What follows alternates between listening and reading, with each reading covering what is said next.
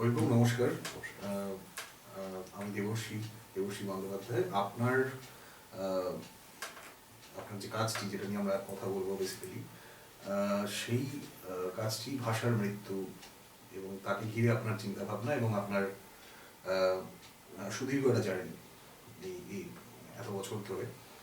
তো আমার যেটা মানে প্রথমেই যেটা খুব ইন্টারেস্টিংলি লাগছে আর কি, যে আপনি মানে আপনার বই আমি খুঁজে পেয়েছিলাম আজ থেকে 10 বছর আগে বইমেলাতে এবং ভাষাবন্ধনের স্টলে আমি গিয়ে হঠাৎ করেই আরও অনেকের মতো ভাষার মৃত্যু, আপনার লেখা আমি ভাষাবন্ধনে পড়তাম এবং সেগুলো সবই ভাষার মৃত্যু, সমাজের অবক্ষয়ের এই যে কেন্দ্রটাই ঘুরে ফিরে আসছে। এবং বিশেষ করে এই যে আপনার এই চিন্তাটা যে ভাষার মৃত্যু এবং এই যে একটা চেতনা, একটা সংস্কৃতি লুপ্তপ্রায় হয়ে যাওয়ার যে রাস্তা, কেন মনে হলো আপনার যে এই মানে প্রথমে জানতে ইচ্ছে করছে যে এত কিছুর মধ্যে, এত বিজ্ঞাপন, এত রাজনীতি, এত সমাজের নানান কিছু, তার মধ্যে আপনার এই একটা ইতিহাস চেতনা আপনার ভেতরে এলো কি করে? আসলে একটা ভূমিকার দরকার। সেটা হচ্ছে যে খুব ছোটবেলা থেকে আমি এমন একটা সাবজেক্টের সঙ্গে অ্যাসোসিয়েটেড হই যেটা কোনো কলেজ বা বিশ্ববিদ্যালয়ে পড়ানো হতো না। পরবর্তীকালে বিদেশে কিছু কিছু জায়গায় শুরু হয়েছে, সেটা হচ্ছে ফিলোসফি অফ হিস্ট্রি, ইতিহাস দর্শন। এবং এই ইতিহাস দর্শন শব্দটা যখন আমার বাবা প্রয়াত অধ্যাপক মানব গঙ্গোপাধ্যায়ের কাছে আমি শুনি, তিনি এটা নিয়ে কাজ করছেন এবং নিজেও যেহেতু ইন্টারডিসিপ্লিনারি স্টাডিজ নিয়ে ছিলেন, তাই বাবার কাছে বারবারই শুনতাম যে ইতিহাস থেকে আমরা কি শিখতে পারি, জানতে পারি, সঠিক ইতিহাস চর্চা কি করে করতে হয়। কারণ আমরা তো ভারতীয় ইতিহাস সম্পর্কে যেমন অনেক গবেষকরা পাশ্চাত্যের বলে থাকেন যে Indian history is nothing but a telephone directory. ঠিকঠাক আমরা ইতিহাসটা বলতেও শিখিনি, লিখতেও শিখিনি, সেটাকে ইন্টারপ্রেট করতেও হয়তো শিখিনি। এবার এর জন্য ইতিহাস দর্শন শব্দটার সঙ্গে এবং ইতিহাস থেকে শিক্ষা, এই ব্যাপারটার ক্যানভাসটার সঙ্গে আমার একটা পরিচয় খুব ছোটবেলা থেকেই হয়েছিল। প্যারালালি আমি চন্দননগরে বড় হয়েছি, বেশ কিছুদিন আমার ছোটবেলায় চন্দননগরে কেটেছে। ওখানে তো একটা ফ্রেঞ্চ চর্চার একটা খুব বড় জায়গা ছিল, আজও আছে। তা আমি খুব ছোটবেলাতেই, বছর 6-7 যখন বয়স, তখনই বাবা আমাকে ফ্রেঞ্চ শেখার জন্য ভর্তি করে দিয়েছিলেন। প্যারালালি বাড়ির খুব কাছে একটা চতুষ্পাঠী ছিল, কালিদাস চতুষ্পাঠী। সেখানে একেবারে সেই টিকিধারী পণ্ডিত যারা, তারাও পড়াতেন। সেখানে সংস্কৃত শেখার জন্য ভর্তি করে দিয়েছিলেন। অনেক পরে আমি আলিয়াস ফ্রান্সেতেও গিয়ে কমপ্লিট করেছি, ম্যাসুরার ভবন থেকে জার্মানও শিখেছি। অর্থাৎ ভাষার প্রতি আমার একটা আগ্রহ, এবং কেন আমরা সংস্কৃতটা শিখতে পারলাম না অত ভালো, অথচ ফ্রেঞ্চটা এত তাড়াতাড়ি কেন শিখে যাচ্ছি, তার মানে শেখানোর একটা পদ্ধতিগত ব্যাপার আছে, প্রকরণগত ব্যাপার আছে, মানে মেথোডোলজির সাইড আছে, যেটাতে আমাদের কোথাও ল্যাগিং আছে বলে আমরা হয়তো এত একটা ক্লাসিক্যাল ভাষাকে শিখেই উঠতে পারলাম না। এইসব নিয়ে একটা ভাবনা চিন্তা চলতো।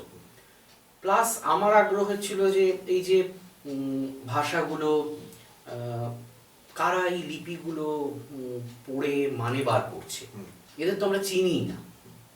হ্যাঁ, যারা লিপি কুশল বলে বাংলায় যাদের, বা এই যে ল্যাঙ্গুয়েজগুলোকে ডিসাইফার করা, এগুলো কি করে করছে, আর ডিসাইফার করার পর যে জিনিসটা বেরোচ্ছে তার মধ্যে আমরা তাদের কাস্টমস পাচ্ছি, ইভেন কনসেপ্ট অফ ড্রেস পাচ্ছি, কিউলিনারি হ্যাবিট পাচ্ছি, খাদ্যাভ্যাস পাচ্ছি, বিভিন্ন বিশ্বাসের স্তর পাচ্ছি। এবার এই যে একটা জগৎ, যেটাকে মিলিয়ে আমরা কালচার বলি, একটা ল্যাঙ্গুয়েজ চলে যাওয়া মানে তার সঙ্গে যে language is culture and culture is language কথাটা বলা হয়, এই ব্যাপারটা কিন্তু একটা কাজ আমার মধ্যে করতে শুরু করে। এবং তখন থেকে আমার একটা প্ল্যানিং ছিল যে কয়েকটা ভাষা যখন একটু একটু শিখছি, তার মধ্যে দিয়ে এমন কিছু সেই ভাষার মানুষের বা ভাষাভাষী মানুষের নিজস্বতাকে ধরা যায়। সেখানে সব কিছু তো জগতে ইউনিভার্সাল নয়, পার্টিকুলারও আছে, পার্টিকুলারের মধ্যেও বিউটি আছে। এবং পার্টিকুলারের মধ্যে থেকে আমরা বিভিন্ন লেভেলের, সেটা ইকোনমিক হোক, সোশ্যাল হোক, অ্যাটিটিউডিনাল হোক, অনেক রকম ফোর্সের আইডিয়া পেতে পারি। এটা করতে করতে আমি আস্তে আস্তে ভাষার চর্চাটায় ঢুকতে আরম্ভ করলাম এবং প্রথমে আমার স্ট্রাইক করে যে language is lost, cultures lost, এই জায়গাটা একটু হিট করি এবং কি করে সেটা নিয়ে কাজ করব। আমাদের এখানে কাজের খুব অভাব, এই জন্য যে আমরা সোর্সগুলোকে ঠিকঠাক ভেরিফাই করতে পারি না। আমাদের যে সেন্সাস রিপোর্ট শুধু সেটা ছাড়া আর একটা দুটো কোনো কোনো রিজিনাল ল্যাঙ্গুয়েজ নিয়ে কাজ হচ্ছে। আবার ভাষা নিয়ে আমরা জানি যে আমাদের যে প্লুরালিজম রয়েছে, মাল্টিলিঙ্গুয়ালিজম রয়েছে, সেটা যেমন একদিকে একটা স্ট্রেংথ, সেটা আবার একটা খুব বড় পলিটিক্যাল হাতিয়ারও। সুতরাং এই সব মিলিয়ে একটা ভাষার জগৎ যেন একেবারে হুমড়ি খেয়ে মুখের ওপর পড়লো। তখন আমি তার থেকে বেছে নিলাম যে না, আস্তে আস্তে কিছু কাজ করি। যে সংস্কৃতিগুলো খুব ভাষার সঙ্গে, সংস্কৃতির যে যে জায়গাগুলো একটা পার্টিকুলার ল্যাঙ্গুয়েজের সঙ্গে ডাইরেক্টলি অ্যাসোসিয়েটেড এবং সেইটা চলে যাওয়ার সঙ্গে সঙ্গে that part of the cultural consciousness সেটাও চলে গেছে, এটাকে ধরি, খুঁজে বার করি এবং আস্তে আস্তে ভারতবর্ষ একটু ঘুরতে আরম্ভ করি এর কালেকশনের জন্য। কোথাও তো খুব একটা এশিয়াটিক সোসাইটি বা এসব জায়গায় আমি হেল্প পাইনি, ইউনিভার্সিটিগুলোতে খুব একটা হেল্প পাইনি, কিন্তু স্ট্যাটিস্টিক্যাল ইনস্টিটিউট থেকে আমি খুব হেল্প পেয়েছি। তারপরে স্যাম্পল সার্ভে অর্গানাইজেশন যেটা আমাদের রয়েছে এনএসএসও, সেখান থেকেও আমি কিছু সাহায্য পেয়েছি। এবং তারপরে যেমন টুকরো টুকরো একটা দুটো জিনিস বলা যায়, আমি কিছুদিন আগে একটা সেমিনারে বলছিলামও যে এই যে অজন্তা ইলোরাতে, হ্যাঁ বিশেষত অজন্তাতে যে পেন্টিং রয়েছে, আচ্ছা 2300 বছর তার বয়স, তার যে রঙগুলো যারা বানাতো, হ্যাঁ মহারাষ্ট্রের পশ্চিম প্রান্তে ভালে বলে একটা ভাষা গোষ্ঠী, তারা এটা বানাতো, ছবিও দেখছি। এইবার তাদের কাছে কিন্তু ওই ভাষাটা আজকে আর নেই। ওই ভাষাভাষী লোকদের কাছে কিন্তু ওই রংটা কি করে বানানো হতো তার সিক্রেটটা ছিল। আজকে তাদের কাছে অন্য ভাষার উত্তরাধিকার আছে, তাই জন্য সেটা কিন্তু লস্ট। ঠিক একইভাবে আমি সাউথে রামেশ্বরমের কাছে একটা জায়গায় গিয়েছিলাম, সেখানে এরাভাস বলে একটা ভাষাভাষী মানুষ ছিলেন। তাদের কাজ ছিল যে তারা মেটাল থেকে যত রকমের মিউজিক্যাল টিউনস আমাদের এখানে অ্যাভেলেবল, সেটা অন্তত তার সপ্তকে যা যা আছে সবগুলো তারা মেটালে নিয়ে চলে আসতে পারতেন, তালবাদ্যগুলোকেও মেটালে নিয়ে আসতে পারতেন। আমরা জানি এরকম সাউথে বেশ কিছু মন্দির আছে যেখানে এরকম পিলার্স আছে, সেগুলো বাজারে একেবারে সা থেকে সা, প্লাস বিভিন্ন বাদ্যযন্ত্রের যেগুলো তালবাদ্যের সেই শব্দগুলোকে পর্যন্ত তারা নিখুঁতভাবে বার করছে। ওরাও আজকে ভাষাটা চলে গেছে, তার সঙ্গে সঙ্গে সেটা বানানোর সিক্রেটটাও চলে গেছে এবং আজকে যাদের কাছে উত্তরাধিকার আছে তারা কিন্তু এটা জানে না। আমি এরকমভাবে হিমাচলেও একটা ইয়ালি বলে ভাষা ছিল, খুব ইন্টারেস্টিং ব্যাপারটা। সেখানে গিয়ে খোঁজ করে দেখেছি যে ইয়ালি ভাষার ভাষী কিন্তু আজকে মানুষরা রয়েছেন, কিন্তু তাদের চেহারাটার একটা অদ্ভুত বৈশিষ্ট্য হচ্ছে যে হিমাচলীদের থেকে তাদের চেহারাটা একটু আলাদা। ওরা ওখানকার লোকেরা বলে যে এটা আর্য ভাষাভাষী, এরা আর্যদের মতো দেখতে। এবার একসময় এরা নাকি শুধুমাত্র সুর করে করেই কথা বলত, আজকে কিন্তু এরা সুর করে কথা বলে না। কিন্তু একই চেহারার মানুষ লাদাখে রয়েছে, তারা সবাই বৌদ্ধ এবং তারা সব, তাদের কাজই হচ্ছে, তারা কয়েকশো বছর, কেন প্রায় 1100 বছর হয়ে গেছে, তারা সবই বৌদ্ধ যে মন্ত্রগুলো আছে, তাদের যে ডিকটেটসগুলো রয়েছে, কিছু কিছু ছোট ছোট দোহাও রয়েছে, সেগুলোকে ওরা সুর দেয়, ওদের কাজ। এই যে লিঙ্কগুলো, আমি একদম পূর্ব ভারতেও, মেঘালয়তেও আমরা চেরাপুঞ্জির কাছাকাছি একটা জায়গাতে গিয়ে দেখেছি, সেখানে একটা সিনতে বলে ভাষা ছিল, সে ভাষাটা আজকে বিয়েতে বলে। এই ভাষাভাষী লোকরা তারা সিনতে ভাষা জানে না, তাদের কাছে সিক্রেট ছিল হচ্ছে যে পাহাড়ে কোথায় জল আছে তারা কিন্তু জানতো। মানে জানতো মানে হচ্ছে একটা রক দেখে, জাস্ট ড্রাই রক স্ট্র্যাটাম দেখে বা ক্লাসিফিকেশন করেই ওরা বলে দিতে পারতো যে এখানে জল আছে। এটা একটা সাংঘাতিক ক্ষমতা। এবার আজকের প্রজন্ম কিন্তু সেটা জানেই না। এখন এইরকম টুকরো টুকরো উদাহরণ আমি এই জন্য দিচ্ছি যে ফর এক্সাম্পল আফ্রিকার গান্ডোয়ানাতে এই যে পিগমিজ যাদের আমরা বলি, এরা একসঙ্গে 4টে ভাষায় কথা বলে। কথাটার মানে হলো যে 4টে ভাষা এরা জানে, একটা ভাষা থেকে হয়তো তারা বিশেষ্য বা বিশেষণটা নিচ্ছে, আরেকটা ভাষা থেকে ভার্বটা নিচ্ছে। মানে এটা কিন্তু ঠিক ক্রিয়ল নয়, মানে আমরা যেরকম অর্থে রেডিও মির্চি বাংলা বলি, যে একটা হিন্দি শব্দ একটা ইংরেজি শব্দ, এরকম নয়। কিন্তু ওরা 4টে ভাষা থেকে 4টে শব্দকে নিয়ে সেটা একটা ভার্ব হচ্ছে, একটা নাউন হচ্ছে, একটা অ্যাডজেক্টিভ হচ্ছে। এইভাবে আমার খুব ছোটবেলায় এটা নিয়ে আমি খুব অবাক হতাম আর কি, যখন ব্যাপারটা জানতে পারি যে এত পিগমি, ছোট ছোট মাথা, তার মধ্যে এত ভাষা ধরে কি করে যে তারা এইভাবে ব্যাপারটাকে ইউজ করে। হ্যাঁ, এবং তা এই ব্যাপারগুলো ছোট্ট ছোট্ট টুকরো কথা আমি এই জন্য বলছি যে এই যে বিট অফ ইনফরমেশনগুলো, এগুলো তো কালচারের একটা ইন্টিগ্রাল পার্ট। ঠিক যেভাবে আমরা জানি যে ওকলাহামার কাছে একটা গ্রুপ আছে গিরুন্ডি বলে, তাদের অদ্ভুত জিনিস হচ্ছে যে মেয়েদের জন্য ভাষার মোটামুটি গ্লসারি আলাদা, অ্যাডমিনিস্ট্রেটিভ গ্লসারি আলাদা, ওল্ড পিপলদের গ্লসারি আলাদা। এরা একজন কিন্তু অন্যজনদের গ্লসারিটা ইউজ করে না। ঠিক একইভাবে এদের অদ্ভুত একটা মানে ডিকটেট আছে। সেই ডিকটেটটা অনেকটা এরকম যে সমাজে কাউকে যদি শাস্তি দিতে হয়, সে তাদের ভাষার এই শব্দগুলো, এই ধরনের বাক্য আর কোনোদিন প্রয়োগ করতে পারবে না। এটা আমাদেরও অন্ধ্রের একদম নিচে এবং তামিলনাড়ুর ওপরের দিকে মান্দিভারা বলে একটা ভাষাগোষ্ঠী ছিল। সেই ভাষাগোষ্ঠীর অবশেষ এখনো আছে। তাদের মধ্যেও কিন্তু এরকম রীতি চালু ছিল যে ভাষা থেকে তাকে মোটামুটি শাস্তি দেওয়া মানে হচ্ছে তুমি বলতে পারবে না এইসব শব্দ একটা ভাষা। এই যে ছোট্ট ছোট্ট বিট অফ ইনফরমেশন, ইন্টারেস্টিং নোটসগুলো, এটা আমি একটা খুব বড় ক্যানভাসের একটা ছোট্ট টুকরো বললাম এই জন্য যে কালচারের এই পার্টগুলো একটা ভাষার সঙ্গে সঙ্গে এভরিথিং চলে যায়। এটার একটা ডকুমেন্টেশনের দরকার। কত ভাষা মোটামুটি এসছে, রয়েছে। আজকে আমরা জানি যে মোটামুটি এই 6200 থেকে 6700 ভাষা। 6200 কিছুদিন আগে ছিল। রিসেন্ট কিছু রিভাইটালাইজেশন অফ ল্যাঙ্গুয়েজেস হয়েছে। এটা একটা খুব বড় কাজ। প্রিজার্ভেশন অফ ল্যাঙ্গুয়েজেস সারা বিশ্বে আজকে একটা খুব বড় মুভমেন্ট। আমরা চাইবো যে আমাদের এখানে সেই ঢেউটা লাগুক, কিন্তু এখনও সেটা শুরু হয়নি। কিন্তু এই কটা ভাষা সারা পৃথিবীতে রয়েছে।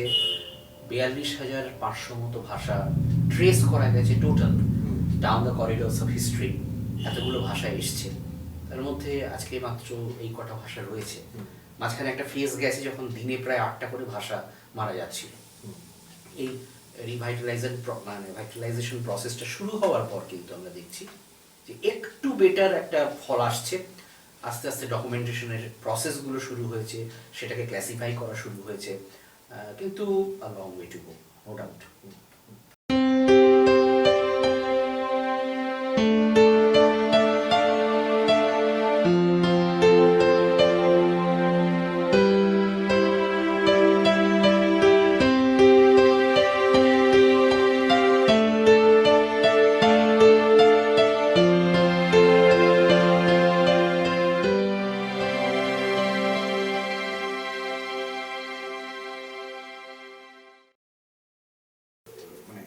যখন বলছিলেন আপনার এই অভিজ্ঞতাটা আর কি, মানে এবং আপনার জার্নিটা এবং তা থেকে আপনার এক্সপিরিয়েন্সটা এবং সেখান থেকে আপনার কাজে কীভাবে সেটা রিফ্লেক্ট করবো, অর্গ্যানিক মনে হচ্ছিল মানে পুরো জার্নিটা আর কি। না আমার বেসিক্যালি আমার শুধু শুধু একটা মনে পড়ছিল যে আমি যেহেতু ভাষা সাহিত্যের ছাত্র এবং আমার নিজেরও সাংবাদিকতার একটা বহু বছরের জার্নি রয়েছে এবং শিল্পের চর্চার, তো আমার মানে মনে পড়ছিল যে আমি এই যে দুজন মানুষের কথা মানে এই প্রসঙ্গে আর কি, একটা হচ্ছে আমাদের শহরেরই দুজন মানুষ, একজন হচ্ছেন সুনীতি বাবু, হ্যাঁ সুনীতি চ্যাটার্জি, এবং আমাদের সুকুমার সেন। হ্যাঁ, এই দুজন মানুষের কথা মনে পড়ছিল কারণ মানে সত্যি কথা বলতে কি আমাদের প্রজন্মে এসে আমরা আমার যে প্রজন্ম তাতে কিন্তু আমাদের আগের আমার আগের মানুষদের কাছে আমি কিন্তু অরুণ মিত্রর নাম শুনছি, আমাদের পাড়ায় মানবেন্দ্র বন্দ্যোপাধ্যায় যিনি সদ্য প্রয়াত তার কথা শুনছি, হ্যাঁ মানে চিন্ময় গুহ আছেন এটা ঠিকই, কিন্তু আমি বলতে চাইছি যে এই যে মানুষগুলোর যে বহু ভাষার প্রতি আগ্রহ, বহু ভাষার চর্চা, অলকনন্দা দাশগুপ্ত প্রয়াত হলেন, এই মানুষগুলোকে আমরা দেখছি, পড়ছি, এবং যাদের কথা আগেও বললাম, আমি বলছি যে সিরিয়াস একটা ডিসিপ্লিনে চর্চা এবং সংস্কৃতি চর্চাটা হয়েছে ভাষা এবং সংস্কৃতির, কিন্তু আমি দেখছিলাম যে আপনার যে কাজটা ইটসেলফ সেটা বাংলা ভাষায়, তার উপরে কিন্তু কোনো ইটসেলফ সেই এরিয়াটার উপরে কোনো কাজ হয়।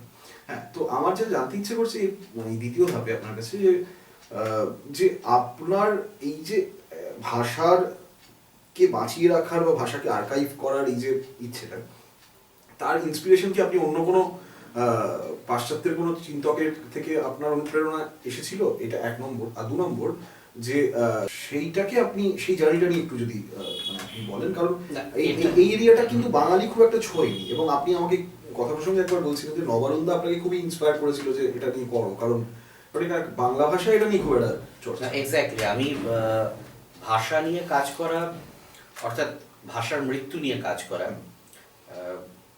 সুনীতি চট্টোপাধ্যায় এবং সুকুমার সেন দুজনেই এরা আমার বাবার মাস্টারমশাই। আমার বাবা এদেরকে বই লিখে উৎসর্গ করেছেন। এবার এদের যে বই রয়েছে, এদের বইতে ভাষার মৃত্যু চ্যাপ্টারটা একজনের বইতে মোটামুটি 9 পাতা, আরেকজনের বইতে 17 পাতা, কারণ এরা টোটাল একটা বড় ক্যানভাস প্রথম দেওয়ার চেষ্টা করেছেন। তো তাই একটা পার্টিকুলার এরিয়াতে স্পেশালাইজ করে তো ব্যাপারটা এদের অ্যাপ্রোচ নয়। কিন্তু এটার আইডিয়াটা আমি ডেভিড ক্রিস্টাল, যিনি বিংশ শতাব্দীর সবচেয়ে অগ্রগণ্য ভাষাবিদদের মধ্যে একজন, তার ডেথ অফ ল্যাঙ্গুয়েজ বলে তিনি প্রথম পৃথিবীতে আলোড়নকারী একটা কাজ করেন। এবার এই ডেভিড ক্রিস্টালের বইটা, এবং তিনি যেভাবে ভাষা রক্ষার জন্য বিভিন্ন সংস্থার কাছে আবেদন করেছেন, ইউনাইটেড নেশনের কাছে আবেদন করেছেন, এই জায়গাগুলো আমার পড়ে মনে হয়েছিল যে না, এখানে এই অ্যাপ্রোচটা হয়তো বিদেশে যতটা ফলপ্রসূ, আমাদের এখানে অন্যভাবে নিতে হবে, কারণ আমাদের মেন্টাল সয়েল আলাদা, আমাদের পলিটিক্যাল ইনফ্রাস্ট্রাকচার আলাদা, অ্যাপ্রোচ টুয়ার্ডস প্রিজার্ভেশন অ্যান্ড প্রোটেকশনটা আলাদা, তাই এটা অন্যভাবে করতে হবে। কিন্তু সে পদ্ধতিগুলো নিয়েও আমি কাজ করছিলাম। এবার এটা নিয়ে যখন একদিন ব্যাপারটা ফ্ল্যাশ করলো, আমি ইংরেজিতে কাজটা প্রায় অনেকটাই শেষ করে ফেলেছি, তখন একদিন মহাশয়া দেবী এবং নবারুন্দার সঙ্গে ব্যাপারটা নিয়ে যখন কথা হয়, তখন দুজনেই আমাকে খুবই উৎসাহ দেন যে তুই কাজটা বাংলায় কর। এবং তারপরে আমার একটু চিন্তা ছিল যে এটা তো ঠিক ওভার দ্য কাউন্টার বিক্রি হওয়ার মতো কনসেপ্ট নয়, যদিও অলরেডি তখন আমার প্রায় 11-12টা মতো বই প্রকাশিত হয়ে গেছে বিভিন্ন ফিল্ডে, কিন্তু আমাকে এই রিকোয়েস্টটা এত আন্তরিক ছিল। এবং নবারুন্দা তখন বলেন যে না, তুই ভাষা বন্ধনে ধারাবাহিক এটা নিয়ে একটু লেখ, আর বই হিসাবে যেটা ভাবছিস সেটা বাংলায় ভাব, বাংলায় কিন্তু এই কাজ হয়ই। তা সেটা তখন স্বাভাবিকভাবেই ওনার মতো ব্যক্তিত্বের কাছ থেকে একটা এত বড় উৎসাহ পাওয়া, আমি তখন ওটাকে নিয়ে বাংলা করতে লেগে গেলাম আর কি। আর ভাষা বন্ধনে মাসে একটা করে আমি যেসব ভাষাগুলো একদম হয়তো জেনিথ টাচ করেছে, অর্থাৎ যেটাকে আমরা বলি যে লিঙ্গুইস্টিক এক্সেলেন্সে গেছে, তা সত্ত্বেও হারিয়ে গেছে, সেগুলো নিয়ে তার সচিত্র একটা পরিবেশনা আমি ভাষা বন্ধনে মাসে মাসে দিতে থাকি। আলটিমেটলি ব্যাপারটা ম্যাচিওর করে, এবং ভাষার মৃত্যু বাংলায় কাজ করার পর আমি যে জিনিসটা হলো সেটা হচ্ছে যে এর ইংরেজি বইটা আর বাংলা বইটা কিন্তু এক থাকলো না। হ্যাঁ, কারণ ব্যাপারটা হচ্ছে যে ইংরেজিতে আমি যখন ডেথ অফ ল্যাঙ্গুয়েজ নিয়ে কাজ করেছি, তার ক্যানভাস, তার অ্যাপ্রোচ, সেটা যখন বাংলায় ভাষার মৃত্যু করছি, তখন বাংলা বা ভারতের যে পেরিফেরিটা বা সাবকন্টিনেন্টের কিছু কনসাসনেস বা আমাদের academic resources as well as academic approach, socio political approach বা কালচার নিয়ে আমাদের রিজিডিটি অ্যান্ড ফ্লেক্সিবিলিটি, এই ব্যাপারগুলো কিন্তু কোনো না কোনোভাবে ঠিক এসে গেছে। এবং সেই জন্য আমি ফ্রেঞ্চ খুব প্রাসঙ্গিক রাখবার জন্য একজন ফ্রেঞ্চ লিঙ্গুইস্টের একটা ইন্টারভিউ পুরো বাংলা করে বইটাতে দিয়েছি, যে তারা কেন ভাষার মৃত্যু নিয়ে ভাবনা কাদের ভিতরে প্রবেশ করছে তাদের কালচারাল ফ্লেক্সিবিলিটি কতটা, তারা সোসাইটির কোন ধরনের মানুষের সঙ্গে মেলামেশা করছেন বা ভাবছেন। আর একটা হচ্ছে যে একটা ল্যাঙ্গুয়েজের মধ্যে যে কালচারটা কোডেড থাকে সেটাকে কি করে ডিকোড করা যায় even after the death of the language, যদি সেটাকে ডকুমেন্টেড করা থাকেও। এই ব্যাপারটার মধ্যে আমি কিছু এলিমেন্ট হয়তো ইংরেজি বইটাতে আমি একটু বেশি রেখেছি। বাংলাতে আমি যেটা করতে পেরেছি সেটা হচ্ছে ভারতের বিপন্ন ভাষার একটা তালিকা তৈরি করতে পেরেছি, এবং কজন সেটা নিয়ে বলছে তার একটা পরিসংখ্যান দেওয়ার চেষ্টা করেছি যে, এবং সেই ভাষাগুলো কোনো ডকুমেন্টেশন হচ্ছে কি হচ্ছে না এগুলো নিয়ে, এবং আমার কাজ করার সম্পূর্ণ স্বাধীনতা ছিল। তাই জন্যে এই কাজটা একটা জায়গায় তখন দাঁড়িয়ে যায়। তারপরে আমি তখনই একটা কাজ করছিলাম, যখন ভারতীয় বাংলায় লিখছি তখন ভারতীয় ভাষাগুলোকে নিয়ে তার পরিণতি কি। বাংলা ভাষাতে সবচেয়ে শেষে আসছি, বাংলার পরিণতি নিয়ে, ওটাতে খুব প্রাসঙ্গিক, কিন্তু ওটাতে পরে আসছি। এই ব্যাপারগুলো নিয়ে কিন্তু একটা ভাবনার ফ্রেম আমি তৈরি করতে শুরু করি বাংলা ভাষার মৃত্যুতে। তাই জন্য ভারতীয় প্রধান ও অপ্রধান ভাষা সেগুলোর একটা জায়গা দিতে পেরেছি।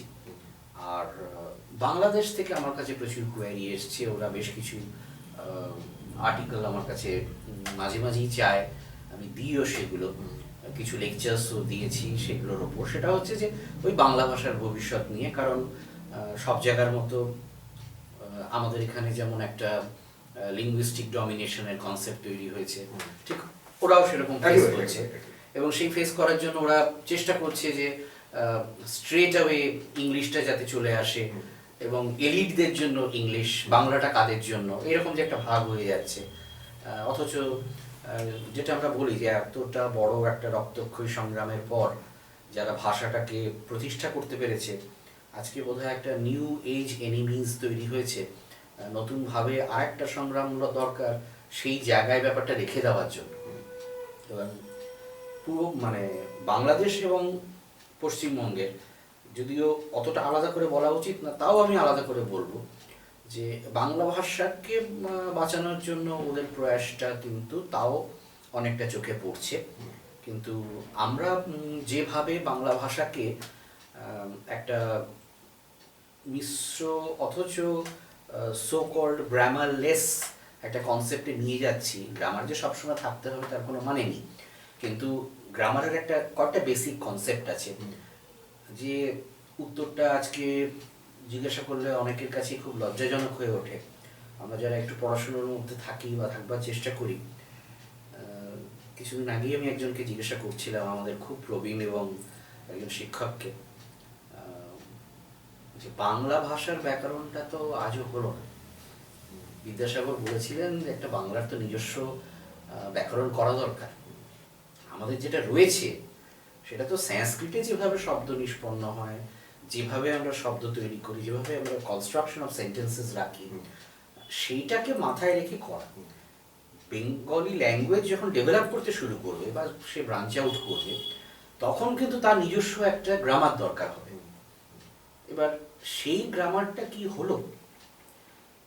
এখন এই যে জায়গাগুলো নিয়ে আমি হয়তো পরবর্তী এডিশনগুলোতে কিছু কিছু আমার ইনকর্পোরেশনস আছে, কিন্তু একদম প্রথম দিকে হয়তো এতটা ছিল না। সেখানে ভাষার মৃত্যুটাই একদম ফোকাস ছিল, কতগুলো ভাষা রইল গেল, কতজন বলেছে, সেই ভাষার বৈশিষ্ট্য কী কী। তারপরে আস্তে আস্তে আস্তে আস্তে এই কনসেপ্টগুলো যেতে আরম্ভ করেছে, এবং পরে আমার মনে হলো যে না, আমি একটা কাজ বোধহয় করা দরকার। আমার কিছু পাশ্চাত্যের বন্ধু তারা আমাকে বললেন যে we need a book on Indian languages, at least to write articles. একটা মানে ভারতীয় ভাষার মধ্যে আমরা যে প্রবেশ করব, তার জন্য একটা হ্যান্ডি কোনো বই দরকার। এনসাইক্লোপিডিক বইয়ের কথা আমরা বলছি না, সত্যি কথা বলতে গেলে এনসাইক্লোপিডিক ওয়ার্ক সেভাবে আমাদের হয়নি। ভারতের ভাষা কোষ যেটাকে বলে, যেটা অনেক দিনের প্ল্যান, সেইভাবে কিন্তু ব্যাপারটা তৈরি হয়নি। এবার তখন আমি আস্তে আস্তে দেখলাম যে আমি ওই সময় করা, আলাদা করে সরিয়ে রাখা, কারণ আমি একটু গ্লোবাল প্যানোরামাতেই তো ভাষার মৃত্যুটাকে নিয়েছিলাম। আস্তে আস্তে আস্তে আস্তে যেগুলো ভারতকে কেন্দ্র করে যেসব তথ্যগুলোকে জোগাড় করছিলাম, সেগুলোকে তখন এক জায়গায় করতে শুরু করি। তারপরে এই কিছুদিন আগে গ্লিমসেস অফ ইন্ডিয়ান ল্যাঙ্গুয়েজেস বলে লেটেস্ট বইটা এসছে। এটা একটা বার্ডস আই ভিউ আমার মনে হয়েছে, যে হয়তো তথ্যভিত্তিক বই, কিন্তু এই বইটার বিষয়ে একটু যদি বলেন। হ্যাঁ, এই বইটা আসলে গ্লিমসেস অফ ইন্ডিয়ান, হ্যাঁ, ইন্ডিয়ান ল্যাঙ্গুয়েজেস, যে ভারতীয় ভাষার খুব সহজ, যেটা যে দিকটা দিয়ে সবচেয়ে বেশি আলোচনা হয় সেটা হচ্ছে আমরা কোন পরিবার থেকে আমাদের ভাষাগুলো এসছে, এই ব্যাপারগুলো প্রায় সবাই জানে। কিন্তু যেটা দরকার সেটা হচ্ছে যে আজকে ভারতে ভাষাগুলোর অবস্থান কোথায়,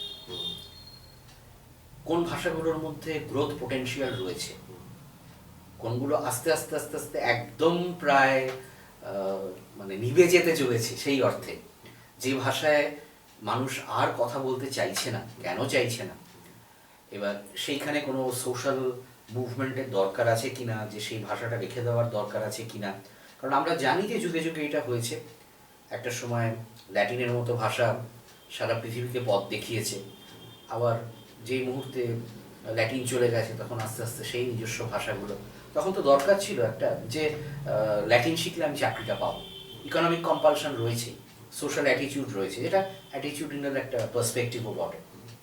কিন্তু দেখা গেল যে ল্যাটিন চলে যাওয়ার পর আস্তে আস্তে ইন্ডিজিনাস প্রচুর ল্যাঙ্গুয়েজ যেগুলো মরিবান্ড হয়েছিল সেগুলো একটা জায়গা পেল, হয়তো কিছুটা বিবর্তিত হয়ে কালের নিয়মে, ঠিক আছে, কিন্তু তাহলেও ওই হারিয়ে যাওয়া কালচারটার একটা গ্রেইন কিন্তু আমরা ফিরে পেলাম।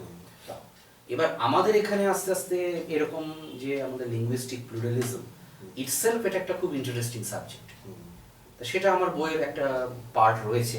ল্যাঙ্গুয়েজ অ্যান্ড কালচার এর যে রিলেশনশিপ, এবং সেটা অতীতে কীরকম ছিল, মাঝে কিভাবে সেটার পরিবর্তন হয়েছে, এবং আজকের অবস্থানগুলো, এটা তো যেহেতু আজকে এবছর বেরিয়েছে তাই আমার প্রেজেন্ট পার্সপেক্টিভটা আমাকে দিতেই হয়েছে। সুতরাং ল্যাঙ্গুয়েজটা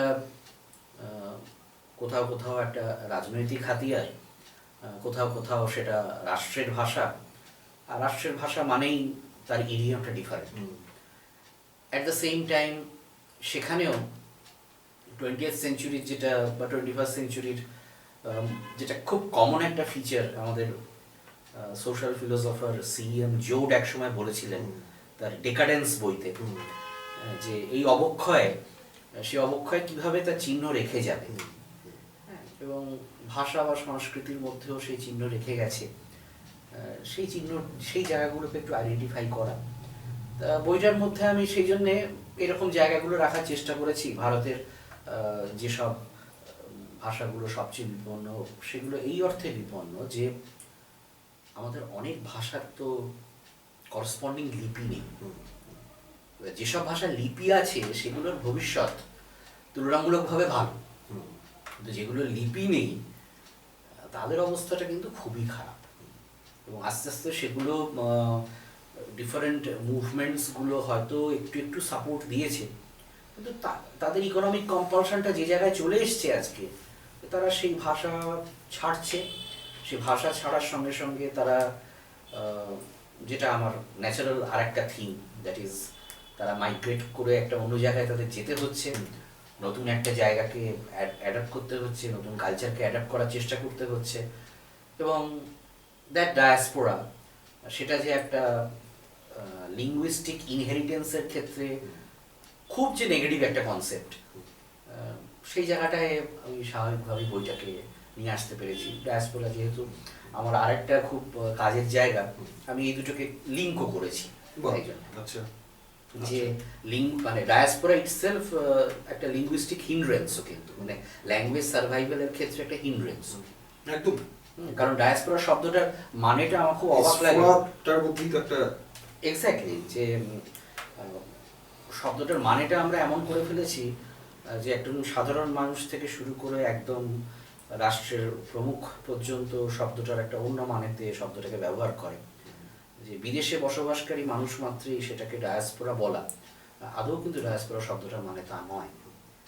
ডায়াসপোরার মধ্যে আমি যেটা করেছি সেটা হচ্ছে যে ট্রমা লিটারেচার, অ্যাকচুয়ালি অভিঘাত, ডায়াসপোরার মধ্যে একটা অভিঘাতের কনসেপ্ট আছে, এবং এই কাজটাতেও আমি, এটাও বাইলিঙ্গুয়ালি হয়েছে, ইংলিশে এবং বাংলাতে দুটোতেই হয়েছে, এবং এই ট্রমা লিটারেচার টার্মটা আমি কয়েন করার জন্য কিছুদিন আগে এডিনবার্গ বিশ্ববিদ্যালয় থেকে ওরা এই টার্মটাকে মানে আমার কয়েনেজ হিসেবে আমাকে একটা স্বীকৃতি দিয়েছে এবং এটার উপরে এখন নিউ রিসার্চ গত 2 বছর আরম্ভ হয়েছে।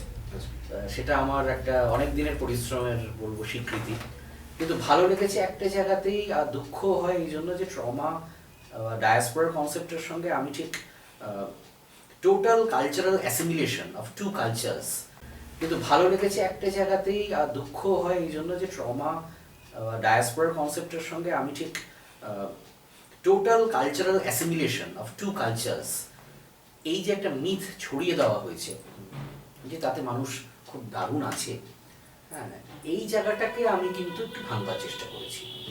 এই জন্যই করেছি যে আমি যদি 2019 সালেরও আমি রিপোর্ট বলি তাহলে বলবো যে শুধুমাত্র ইন্টারনালি ডিসপ্লেসড পারসন প্রায় 78 লক্ষ মতো সারা পৃথিবীতে, আর 4,57,00,000 মানুষ সারা পৃথিবীতে স্থানচ্যুত। শুধু 2019-এর পরিসংখ্যান এটা। প্রতি মুহূর্তে মানুষ ঘর ছাড়া হচ্ছে, এর মধ্যে 2/3 বেশি হচ্ছে রিফিউজি। কারণ যে কথাটা বলা হয় যে একটা কেরিয়ার করবার জন্য একটা জায়গায় যাওয়া, এর পার্সেন্টেজটা নমিনাল।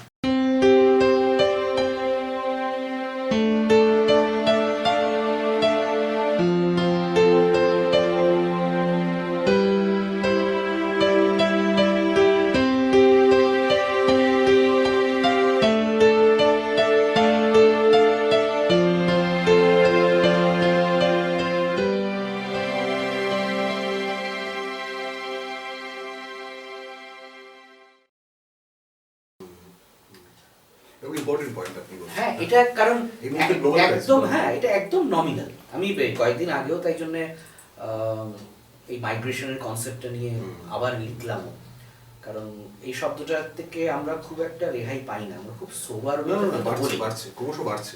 মানে ডিসপ্লেসমেন্ট এবং এই যে জায়গাটা আপনি এলেন, মানে আমি ইন্টার করেই বলছি ক্রমশই তো মানে নানা কিছু থেকে আমরা মানে মানে দূরে কাছে কে বলি গ্রাম বতনের শব্দ হয় জীবন দাসের ভাষা। হ্যাঁ, এবং প্রতি মুহূর্তেই আমরা ডিসপ্লেসড হচ্ছি, মানে আমার নিজের থেকে, আমার নিজের সত্তা থেকে, বিশ্বাস থেকে, সম্পর্ক থেকে, ঘর থেকে, বাইরে থেকে, সমাজ থেকে, শহর থেকে। ফলে এই যে ডিসপ্লেসমেন্ট তো নানাভাবে চলছে এবং একদল লোক সারা পৃথিবী জুড়ে বাস্তুহারা যারা ঘুরেই বেড়াচ্ছে, এবং this is a world phenomenon. এই একটু আগে কথা প্রসঙ্গে উঠছিল, আমরা যখন ইনফরমালি কথা বলছিলাম, বিএস নেপাল একবার বলছেন যে আমি প্রায় 7টা দেশে বড় হয়েছি, আমার কোনো একটা দেশের সঙ্গে আইডেন্টিফিকেশন নেই, কিছু একটা নেই, এটা আমি বুঝি, কি নেই সেটা কিন্তু আমি ধরতে পারি না।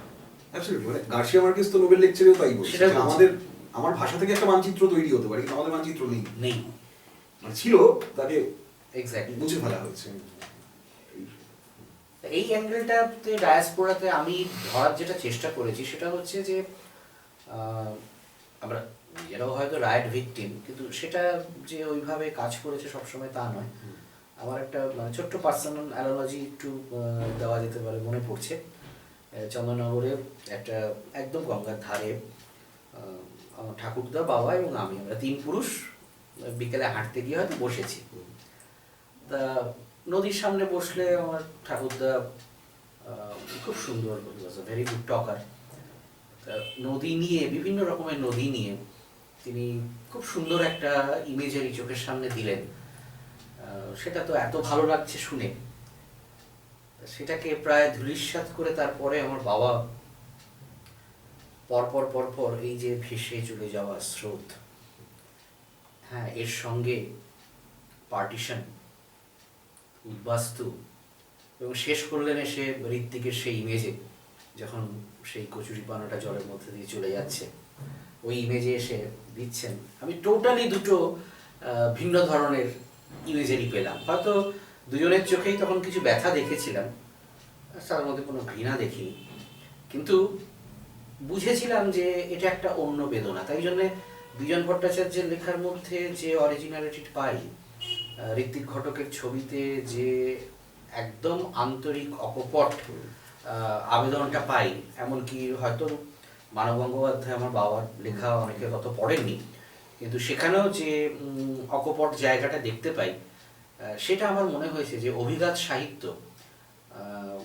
দিয়ে মানে ট্রমা লিটারেচারের একটা বেস এদের থেকে আমি বার করে আনতে পেরেছি, যেটা আমার মনে হয়েছে যে বাংলাদেশে উপাদান থাকা সত্ত্বেও অনেকেই কিন্তু হয়তো আন্ডার ডিফারেন্ট কম্পালশন, সেটা বাজার ধরার হোক বা অন্য কারণেই হোক, তারা সেটাতে যাননি, তারা কিন্তু এই বাস্তবটা জানতেন।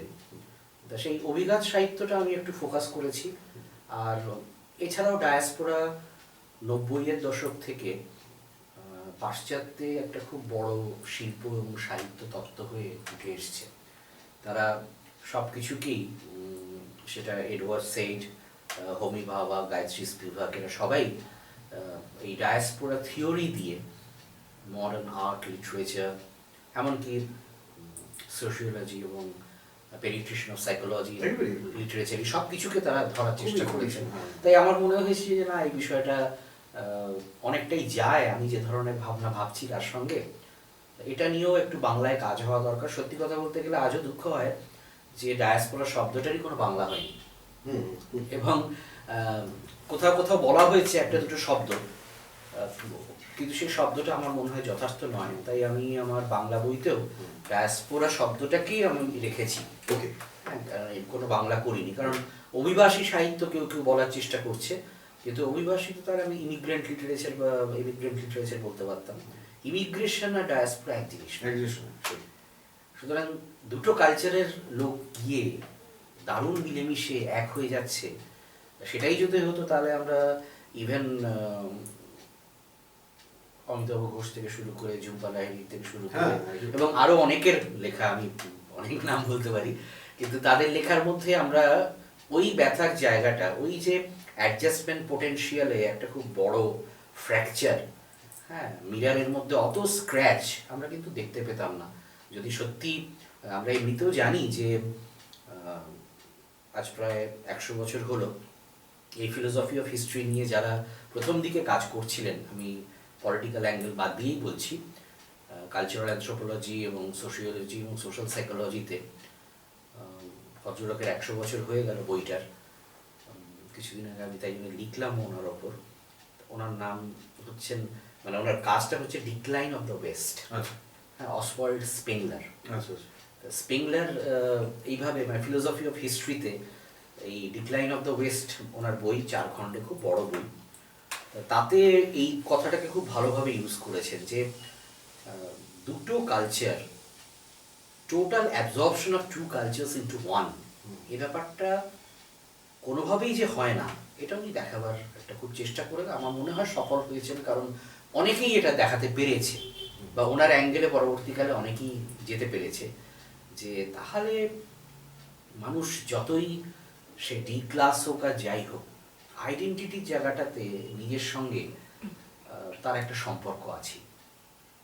সুতরাং আইডেন্টিটিকে একেবারে সে টোটালি ইরেজ করে ফেলতে পারবে, সেটা খুব যে সবসময় দরকার হয় তাও না, কিন্তু যে সময় দরকার হয় সেই কনসাসনেসটা, সেই সোশ্যাল কনসাসনেস যদি তার মধ্যে তৈরি হয়ে থাকে, তাহলে তো সে নিজে ইচ্ছা করলে যে, যেটাকে আমরা বলি যে ডিকলোনাইজিং মাইন্ড, সেটাও তো আমরা করে উঠতে পারতাম, আমরা তো করে উঠতে পারিনি। না, এই প্রসঙ্গে মানে খুব ইন্টারেস্টিং লাগছে। মানে আমি অরপ্রজন দাশগুপ্তকে যখন ইন্টারভিউ করেছিলাম, ঠিক এই ভাষা নিয়ে আমাদের কথা ছিল, একটা ভাষা দিবসে আমাদের টাইমস অফ ইন্ডিয়ার একটা সংখ্যার জন্য, তখন অলোকবাবু একটা খুব ইন্টারেস্টিং কথা বলেছিলেন, যেটা এই প্রসঙ্গে আমার মনে হয় খুব পার্টিনেন্ট, হঠাৎই মনে পড়লো। সেটা হলো যে উনি বলেছিলেন যে উনি একবার এক মানুষ মানে একজন ফিজিশিয়ানকে একবার জিজ্ঞেস করেছিলেন যে মানুষের যখন মানে চিকিৎসককে জিজ্ঞেস করেছিলেন যে মানুষের যখন এই যে চেতনা চলে যায় বা হারিয়ে যায় এবং তারপর যখন চেতনা ফিরে আসে, তখন কোন ভাষা কি তার মধ্যে কাজ করে, যেটা খুব মানে অ্যানেস্থেসিয়া শব্দটার মধ্যে একটা এস্থেটিক আছে, তো সেইটা কি কোনোভাবে তার চেতনার অচেতনে থেকে যায়, মানে ভাষাটা কি থেকে যায় তার স্মৃতির মধ্যে, স্মৃতির পর থেকে যখন সে স্মৃতিটা ফেরে কোনো আঘাতের পর বা কিছুর পর, তো তখন সেই চিকিৎসক নাকি ওনাকে বলেছিলেন যে হ্যাঁ ফেরে, মাতৃভাষা ফেরে। তাতে অলোকবাবু নাকি মজা করে, যেমন ওর স্বভাব হয় কি পরিহাস করেই বলেছিলেন যে তাহলে একটা কাজ করুন, আমার একটা স্ট্রোকের ব্যবস্থা করুন, আমি দেখতে চাই যে আমার মাতৃভাষা ফিরছে কিনা। হ্যাঁ, তো আপনার এই কথাটার মধ্যে এই এলিমেন্টটা পেলাম যেটা আপনি বলছিলেন, আপনি যদি একটু কন্টিনিউ করেন, মানে আমি জাস্ট হ্যাঁ সংযোগ করলাম যে মানে কোথাও একটা গিয়ে মাতৃভাষা, মানে আমি বারবার করে যেটা বলতে চাইছি সে আপনি যে পরিসরটা বলছেন সেখানে আপনার এতক্ষণের কথা থেকে আমি যেটা বুঝতে পারছি যে একটা অসম্ভব শেকড়হীন একটা সমাজ, বাস্তুহারা প্রজন্ম এই পৃথিবী তৈরি হয়েছে, যেটার থেকে ডায়াসপোরার জায়গাটায় আপনি এলেন, এবং ঠিক সেখানেই আমরা কিন্তু মানে আমাদের go back to the roots movement হচ্ছে সারা পৃথিবী জুড়ে, যেখানে আবার মানুষ নানাভাবে শেকড়ে ফিরছে, তার ভাষায় ফিরছে। তার ভাষা কি? হরিচরণবাবু একভাবে তার ভাষা তিনি সংগ্রহ করছেন, আবার সাম্প্রতিককালে আপনি আবার একটা একটা একটা একটা অনাবাসী ভারতীয়দের কথা একটু আগে বলছিলেন।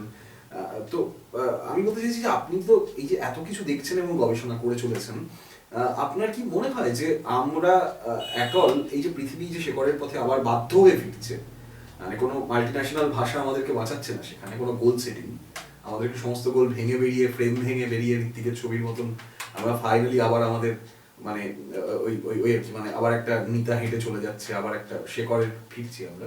আপনার কি মনে হয় যে এটাই আসলে আমাদের ভবিষ্যতের একমাত্র বেঁচে থাকার জায়গা, মানে যেখানে আমরা ভাষা এবং আমাদের সাহিত্য, সংস্কৃতি এবং ইতিহাস মানে মানে মানে না, ফিউচারে একটা জিনিস থাকবেই, সেটা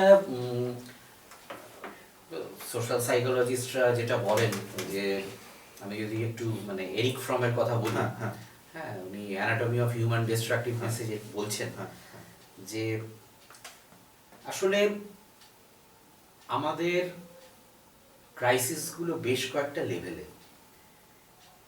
এবারে যেহেতু আমরা আমাদের মধ্যে একটা বাই ডিফল্ট ডিফেন্স মেকানিজম রয়েছে, একটা কিছুকে আমরা ধরার নিশ্চয়ই চেষ্টা করব, কিন্তু এটাও ঠিক সারা পৃথিবী কোনোদিনও একটা ভাষায় কথা বলবে না, সুতরাং একটাই ভাষা রাখতে হবে। এই ব্যাপারগুলো আমার মনে হয় যে জাস্ট টেম্পোরারি ফেজ, এগুলো আসবে, এগুলো যাবে। আর এসপারান্তো তো হয়েছিল একটা, হ্যাঁ ওটা হয়েছিল, ওটার জন্য শুধু নয়, আমি কথাটাকে যেমন রিয়েলিস্টিক একটা বেসে বলছি, তেমনি ফিগারেটিভ ওয়েতেও বলছি যে একটা ভাষায় সারা পৃথিবীর লোক কথা বলবে, এটা হয় না, এটা হবেও না। রুটে মানুষকে থাকতে হয়, সে একদম রুটলেস হতে পারে না। যেটা হয় সেটা হচ্ছে মানুষের মধ্যে রেশিয়াল অ্যামনেশিয়া। যে রেশিয়াল অ্যামনেশিয়ার মধ্যে আজকে পৃথিবীর একটা বিরাট অংশ মানুষ ঢুকে গেছে, এবং ন্যাচারালি সেখানে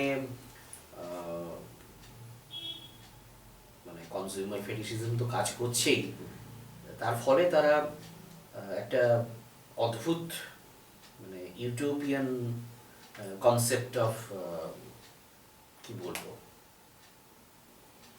জাস্ট খুব বেশি সাজিয়ে বলারও আমার মনে হয় দরকার নেই, বা খুব অতি ভদ্র হয়েও বলার দরকার নেই ব্যাপারটা, যে টেকনোলজিক্যাল গ্ল্যামার অ্যান্ড গ্লিটার এবং গ্লোবালাইজেশন, এটাই এই ইউনিভার্সালিটির মধ্যে আমি একটা পার্ট, এটাতে মানুষ সন্তুষ্ট কিন্তু খুব বেশি দিন থাকবে না। এবং যেটা হবে সেটা হচ্ছে যে এই রেশিয়াল মেমোরিটা কিছু মানুষের মধ্যে অবশ্যই থেকে যাবে, যারা এটাকে বহন করে নিয়ে চলবে। এবং আমরা জানি যে সভ্যতা, কিছু মানুষ হয়তো সৃষ্টিতে অবদান রাখেন, কিছু মানুষ তাকে বহন করে চলেন, সুতরাং ওই ওরা কাজ করার জায়গাটা থাকবে, ওটা নষ্ট হবে না, তারা নীরবেই ওটাকে বহন করবে। এবং টাইম, হ্যাঁ শুধু সময়ের হাতে ব্যাপারটা ছেড়ে দিলে হয় না, সেখানে একটা অ্যাক্টিভ পার্টিসিপেশন লাগে। এবং সেই অ্যাক্টিভ পার্টিসিপেশনের জায়গায় আমার মনে হয় যে প্রতিটা সোসাইটিতেই একটা গ্রুপ অফ পিপল সেটা চেষ্টা করছেই, হয়তো সেটার সংখ্যায় কম, কিন্তু সংখ্যায় কিন্তু আমার মনে হয় যে চিরকালই যে খুব বেশি ছিল তা নয়। হ্যাঁ, কিন্তু এখন একটা ওয়েভ চলছে, সেখানে অনেকে রুট শব্দটাতেই তাদের আপত্তি আছে। তার কারণ হচ্ছে তারা রুট কথাটার হয়তো মানেটা কোনোদিন সেভাবে উপলব্ধি করেনি, অনুভব করেনি। তারা দুঃখটাও তাদের হয়তো পায়, এরকম একটা কনসেপ্ট। সুতরাং তারা রুট কনসেপ্টে ব্যাক করার জায়গায় এখনো আসেনি। আর একটা জিনিস হচ্ছে কি, যে যেটাকে বলে যে ক্রেনিয়াল ফ্লেক্সিবিলিটি, আমাদের বুদ্ধির চর্চাটা খুব সচেতনভাবে কমতে শুরু করেছে। আমি আবেগ অনুভূতির কথা বাদ দিচ্ছি, এই জন্য বাদ দিচ্ছি যে ওটা হয়তো কিছুটা মানুষকে নিয়েও জন্মাতে হয়, কথাটাতে অনেকে আপত্তি করতে পারে, অবশ্যই, কিন্তু অবশ্যই। র্যাশনালিটি এটা তো একটা চর্চার দরকার। Absolutely. এবার সেটার জন্য কেউ কেউ বলে যে হয়তো পার্সোনালি জিজ্ঞাসা করে যখন, তখন এরকম বলে যে তোমার পাস্ট টাইম বন্ধু বান্ধবদের সঙ্গে কীভাবে কাটাও, বন্ধুরা কোথায় কোথায় কীভাবে বেড়াতে যাও, বা কীরকম তোমাদের আড্ডাগুলো কী কী নিয়ে হয়। তাদেরকে হয়তো একটু অনেক সময় নিরাশ করেই বলি যে এটা কিন্তু সবসময় ঘটে না, খুব অল্প সময় ঘটেছে। কারণ একটা খুব গ্রেট মাইন্ডের সংস্পর্শে থাকার প্লেজার আমি অনেক বেশি পাই যখন তার একটা বই নিয়ে আমি পড়ছি। সেটা কিন্তু আমার একটা জেনারেল হয়তো একটা ফ্রেন্ডের সঙ্গে কিছুটা সময় কাটানো হচ্ছে, আমি তাতে অনেক বেশি ইন্টেলেকচুয়ালি আমার কাছে স্টিমুলেটিং, ইমোশনাল আমার ডেপথ তৈরি হচ্ছে, আর একটা হচ্ছে new vistas of imagination open হচ্ছে।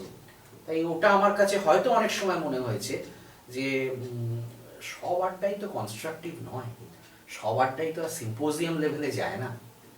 সুতরাং প্রাণের আনন্দে আমরা নিশ্চয়ই গর্ব করি, কিন্তু তাহলেও মনে হয়েছে যে একটা চয়েস করার সময় এসছে।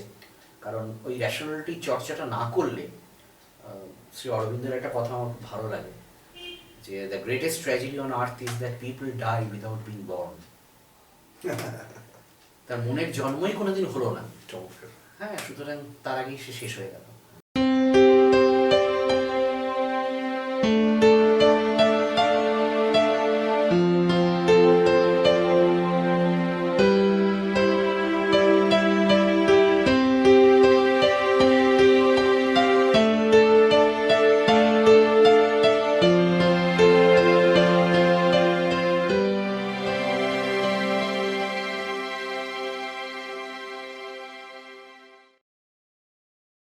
আমাদের মনের যে কি ইমেন্স পসিবিলিটি রয়েছে, হ্যাঁ, how far thought could rich, এই জায়গাতেই আমরা কোনোদিন যেতে পারছি না।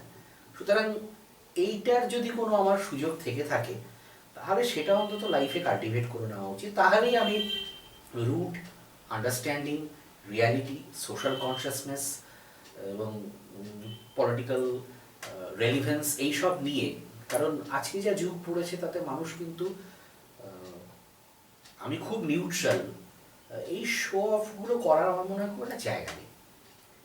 হ্যাঁ, অনেকে বলে তো যে আমি খুব নিউট্রাল, মানে পলিটিক্যালি খুব কারেক্ট, এইসব কথাগুলো আমার মনে হয় না যে আজকে খুব একটা তাদের সিরিয়াসলি নেওয়ার দরকার আছে। কারণ পলিটিক্যাল অ্যাফিলিয়েশন মানুষের থাকবে, তার মিনিমাম কিছু ইকোনমিক সেন্স থাকতেই পারে, কিন্তু এই জায়গাটা হয়তো নেই। সেটা হচ্ছে যে একটা ডিসিপ্লিন থিঙ্কিং, যেটি আমি জিনিসগুলোকে একটু যাচাই করব, সবটাই অন্যের মুখে ঝাল খাবো না, একটু পড়াশোনা করে দেখি, একটু ইন্টারঅ্যাক্ট করে দেখি, এবং কার সঙ্গে ইন্টারঅ্যাক্ট করছি। ওই যে বললাম যে যদি আমি সেই মানুষটিকে না পাই, তার মাইন্ডের রিফ্লেকশন রয়েছে যে কাজের মধ্যে, সেই কাজটার সঙ্গে আমি একটু পরিচিত হই। এইভাবে একটা প্রসেসের মধ্যে নিজেকে পাস করানো খুব দরকার। কারণ ভালো লেখকের জন্য আমরা হয়তো ডিম্যান্ড করি, ভালো পাঠকও হওয়ার দরকার আছে। ভালো লেখক হতে গেলেও যেমন তাকে একটা ডিসিপ্লিনের মধ্যে দিয়ে যেতে হবে, অ্যাপার্ট ফ্রম দ্য জিনিয়াস, যদি সে ওই ধরনের লেখক বা কন্ট্রিবিউট করার মতো জায়গায় এসে থাকেন। তো যেটা আরও দরকার সেটা হচ্ছে যে আজকে ম্যাচিওর রিডার্সদের জায়গাটাও ভীষণ ভীষণ কমে গেছে। প্রবন্ধ মানুষ একদম পড়ে না, অথচ প্রবন্ধ এমন একটা জিনিস যেটাকে আমরা বলি ইন্টেলেকচুয়াল ইম্যান্সিপেশনের জন্য তো ভীষণ দরকার। সুতরাং আমি যুক্তিতর্কের সঙ্গে পরিচিতই হব না, আমি different nuances of the world এগুলো জানবই না, প্রেক্ষিতগুলো সম্পর্কেও জানবো না।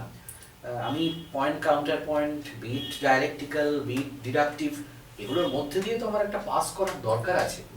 সুতরাং এই জায়গাটার একটা অভাব আছে, সেটা থাকবে। কিছু মানুষ সেটাকে বহন করে নিয়ে চলবে, কিছু মানুষ তার মধ্যে এসে শুধু নক করেই হয়তো চলে যাবে, ভিতরে ঢুকবেও না। কিন্তু তাহলেও আমি যেটা মনে করি সেটা হচ্ছে যে যেটাকে আমরা বলি যে ইন্টেলেকচুয়াল ব্যাংক্রাপসি, কালচারাল ব্যাংক্রাপসি,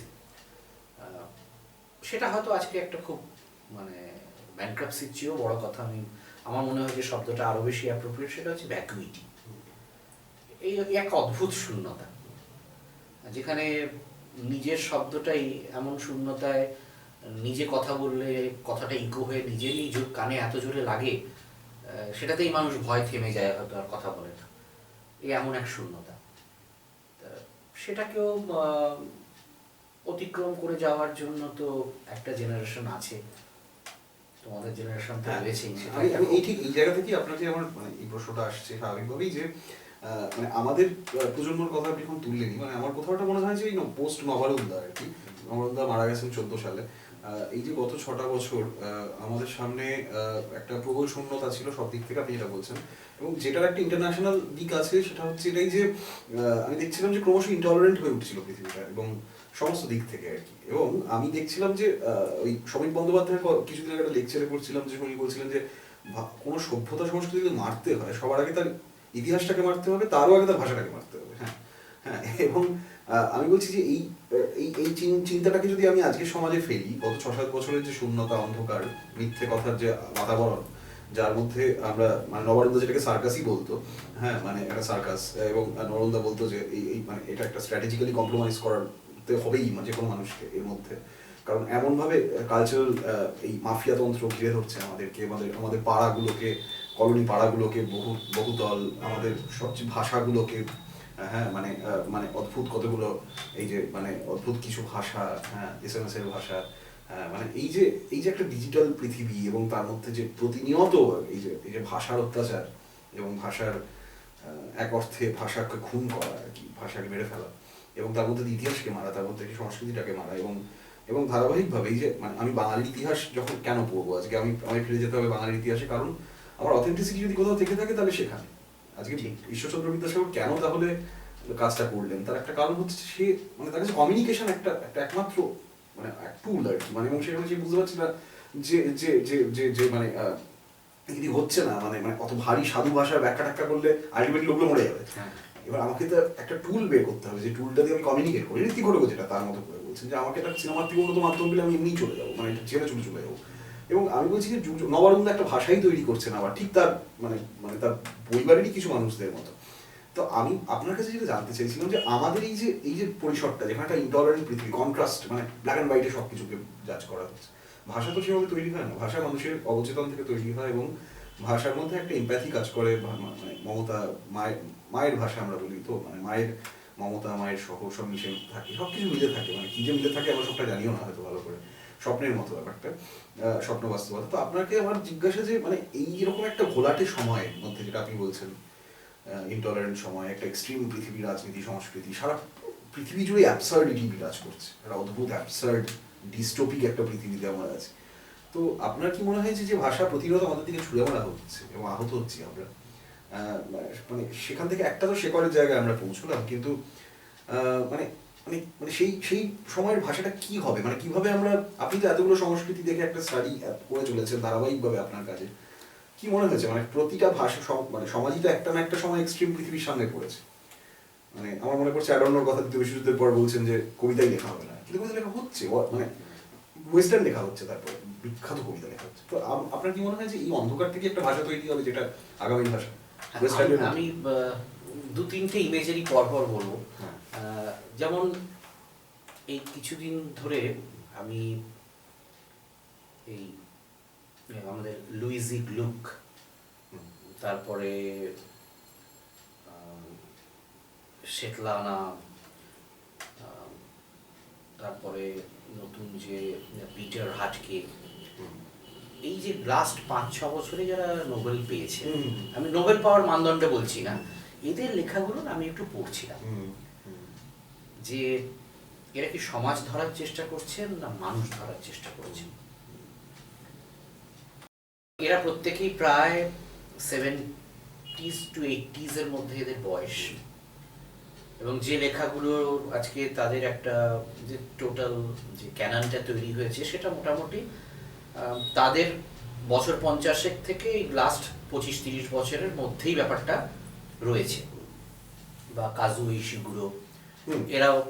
এদের লেখাগুলো পড়ে না, আমি একটু রিসেন্টলি এগুলো পড়ছিলাম, এই জন্যে পড়ে আমি দেখলাম যে না, এরা অদ্ভুতভাবে এই যে মেক বিলিফের একটা জগৎ তৈরি হয়েছে, হ্যাঁ, যেটাকে তুমি ডিস্টোপিয়াও বললে, হ্যাঁ, এটা মেক বিলিফ ভার্চুয়াল, হ্যাঁ, একটা ভার্চুয়াল জগৎ মানে হচ্ছে মেক বিলিফের ওয়ার্ল্ডটা তৈরি করে দেওয়াটা তুলনামূলকভাবে এটা খুব বড় গ্যাজেট একটা।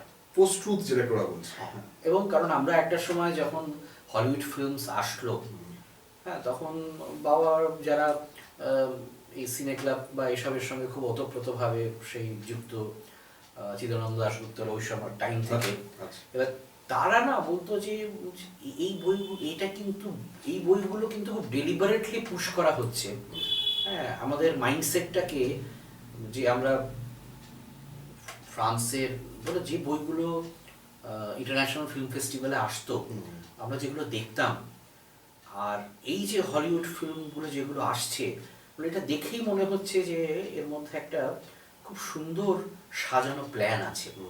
এই ওয়ার্ল্ডে আমাদেরকে পৌঁছে দেওয়া, এই মেক বিলিফের ওয়ার্ল্ডে পৌঁছে দেওয়া মানেই আমরা কিন্তু আস্তে আস্তে আস্তে আস্তে আমাদের মধ্যে একটা ডিট্যাচমেন্ট তৈরি হবে। এই সবচেয়ে বড় কথা, রুটের চেয়েও বড় কথা হচ্ছে আবার ট্রু সেলফ, আবার র্যাশনাল সেলফ। কারণ আমাদের ইমোশনাল সেলফ আর ইন্টেলেকচুয়াল সেলফের মাঝে যে র্যাশনাল সেলফ আছে, এই র্যাশনাল সেলফ থেকে আমরা কিন্তু ডিট্যাচড হতে শুরু করি, কিন্তু ডিট্যাচড, এবং এটা হয়েওছে। ওই মেক বিলিফের ওয়ার্ল্ডটা আজকে আরও সাংঘাতিক, যেটা ভয়ঙ্করভাবে রয়েছে, এবং আমরা সেটাকে একটা ভার্চুয়াল এবং পজিটিভ এনার্জি দিচ্ছে বলে আমরা সেটাকে মোটামুটি সাজিয়ে ফেলেছি। কিন্তু ওই ঋত্বিকের বইয়ের কথা যেটা নবরণদাও বলতেন, আমাদের চোখে পড়েছিল যে কেন, যে হঠাৎ লেন্সটা কেঁপে গেল একটা সিনে, কেন ওইভাবে লেন্সটা এরকম ভাবে কেঁপে গেল, এইগুলোকে আমার মনে হয়েছে ব্যক্তিগতভাবে যে এটাই বোধহয় ফিউচারের সবচেয়ে বড় আনপ্রেডিক্টেবল এলিমেন্ট, যেটা সব সোসাইটির বা এক একটা লিঙ্গুইস্টিক টার্ন একটা ভাষাকে বা একটা সমাজকে দেয়, এবং যেখান থেকে তারা মোটামুটি ওই ট্রেন্ডগুলো থেকে একটু একটু বেরিয়ে আসতে পারে। সুতরাং আমি এটাকে একটা পজিটিভ অ্যাঙ্গেলে এইভাবে নিতে পারি, বা ভিতরে ভিতরে খুব একটা যে আমি আমাকে সবাই যে খুব অপটিমিস্ট বলেন তা নয়, সেটা হয়তো আমি নই, কিন্তু আমার এই জায়গাগুলোতে মনে হয়েছে যে ভাষার ইতিহাসগুলোও যদি দেখি, যে ভাষাগুলো হারিয়ে গেছে, সে ভাষা যাকে রেখে যাচ্ছে, সেই রেখে যাওয়া ভাষার মধ্যে থেকেও কি কি প্রবাবিলিটি তৈরি হচ্ছে এক একটা সোসাইটিতে। ফর এক্সাম্পল, ল্যাটিন করাপ্ট হতে হতে হতে হতে, মানে করাপ্ট কথাটা ভাষাতত্ত্বে মানেটা একটু আলাদা, এবার তার অপভ্রংশ আলটিমেটলি পৃথিবীর একটা শ্রেষ্ঠ ভাষায় পরিণত হলো, দ্যাট ইজ ফ্রেঞ্চ। সুতরাং এরকম নিদর্শন আমরা আরো বেশ কিছু দেখাতে পারি, যে এমন একটা টুইস্ট বা টার্ন এক একটা এরকম পুষ্ট হতে হতে হতে হতে এক একটা civilization on the brink of collapse আসে, সেটাকে হয়তো আমরা আদৌ ব্রিঙ্ক অফ কোল্যাপস বলে এখন ভাবতেই পাচ্ছি না, যেটা ডেকাডেন্সেও জোর বলেছেন এই কথাটা, যে বিরাট স্ট্রাকচারস তৈরি হচ্ছে এবং মব, মাস, এগুলোকে একটা ট্রেজার দেখানো হচ্ছে, এবং কত লোক আমার পক্ষে আছে, আমার কথা শুনছে, সেগুলো বাই কাউন্টিং নোজেস সবকিছু করা হচ্ছে, বলে এটা কিন্তু একটা টার্নিং পয়েন্ট। এবং সেই একেবারে জোর তো মিশরের যুগ থেকে শুরু করে, মানে যখন পিরামিডস তৈরি হচ্ছে সেইখানকার সময় থেকে উদাহরণগুলো নিয়ে নিয়ে নিয়ে নিয়ে দেখিয়েছেন তার ডেকাডেন্স বইতে, যে এরকম একটা বিরাট জগৎ তৈরি করে ফেলা, আজকে যেরকম ভার্চুয়াল জগৎ আমরা তৈরি করে ফেলেছি, এটার একটা কিন্তু খুব স্ট্রং, আমি মনে করি যে যদি ইতিহাস দর্শন একটু মানতে হয়, তাহলে ইট indicates a jerk and a sudden turn. কারণ সোশিওলজিতে আমি যদি সরোকিনের কথা বলি, রাশিয়ান বর্ন, রাশিয়ান অ্যাবরিজিনাল যাকে ফাদার অফ মডার্ন সোশিওলজি বলা হয়, পিটি সরোকিন, উনিও এই কথাই বলছেন। মোটামুটি ইতিহাস দর্শনের 20th সেঞ্চুরির যারা প্রথম সারির বি টয়েনবি, যে history proceeds through challenge and responses. একটা চ্যালেঞ্জ আমাদের সামনে আসে এবং তার একটা রেসপন্স তৈরি হয়, এবং এই এত বড় ভার্চুয়াল ওয়ার্ল্ডটা একটা সাংঘাতিক পজিটিভ এনার্জি, একটা সাংঘাতিক ইউনিভার্সাল বন্ডেজ, এবং এই যে একটা সাবলিমেশন দেওয়ার ব্যাপারটাকে চেষ্টা চলছে, আমার মনে হচ্ছে এর রেসপন্স একটা আসছে, টার্ন অফ ইভেন্টস। সেটা কি নেগেটিভ না পজিটিভ? নিশ্চয়ই নেগেটিভ বলতে আপনি বলতে চাইছেন। না, নেগেটিভ বলতে এই ব্যাপারটা খুব বেশি দিন সাস্টেন করা জিনিস নয়। ওকে ওকে। তার কারণটাই একটা, যে খুব বেশি দিন কিন্তু ইলিউশন থাকতে পারে, এই ইলিউশনটা থাকতে না বাবলটা ফাটবে। ফাটবে, এটা থাকতে পারে না।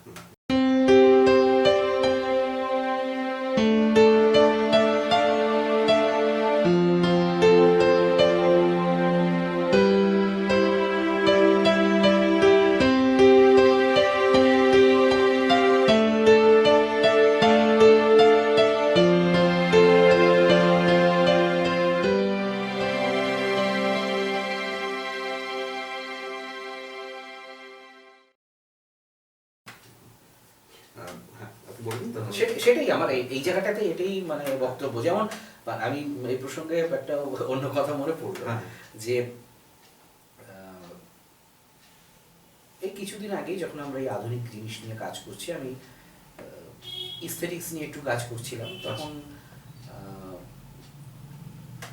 এই Literary theories and criticism beyond modernism, এই নামে আমি একটা কাজ করেছি। করার পর ওটার বাংলাও করা হয়েছে পরে।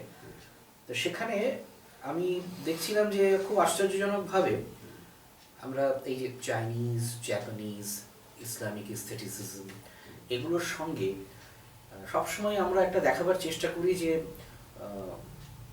নন্দন তত্ত্বের বা সাহিত্য তত্ত্বের একটা বিবর্তন। এমন অনেক কিছু আছে যেগুলো কিন্তু বিবর্তনের ধারাতেই আসেনি, সেটা সাডেনলি স্প্রাউটেড।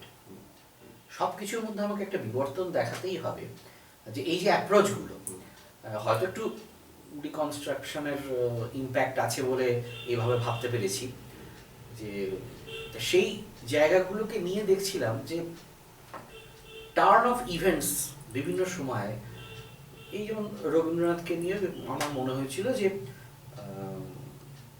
গীতাঞ্জলির 100 বছরে ছোটবেলাটা স্বাভাবিকভাবে, এবং তার একটা রেসপন্স তৈরি হয়, এবং এই এত বড় ভার্চুয়াল ওয়ার্ল্ডটা একটা সাংঘাতিক পজিটিভ এনার্জি, একটা সাংঘাতিক ইউনিভার্সাল বন্ডেজ, এবং এই যে একটা সাবলিমেশন দেওয়ার ব্যাপারটাকে চেষ্টা চলছে, আমার মনে হচ্ছে এর রেসপন্স একটা আসছে, টার্ন অফ ইভেন্টস। সেটা কি নেগেটিভ না পজিটিভ?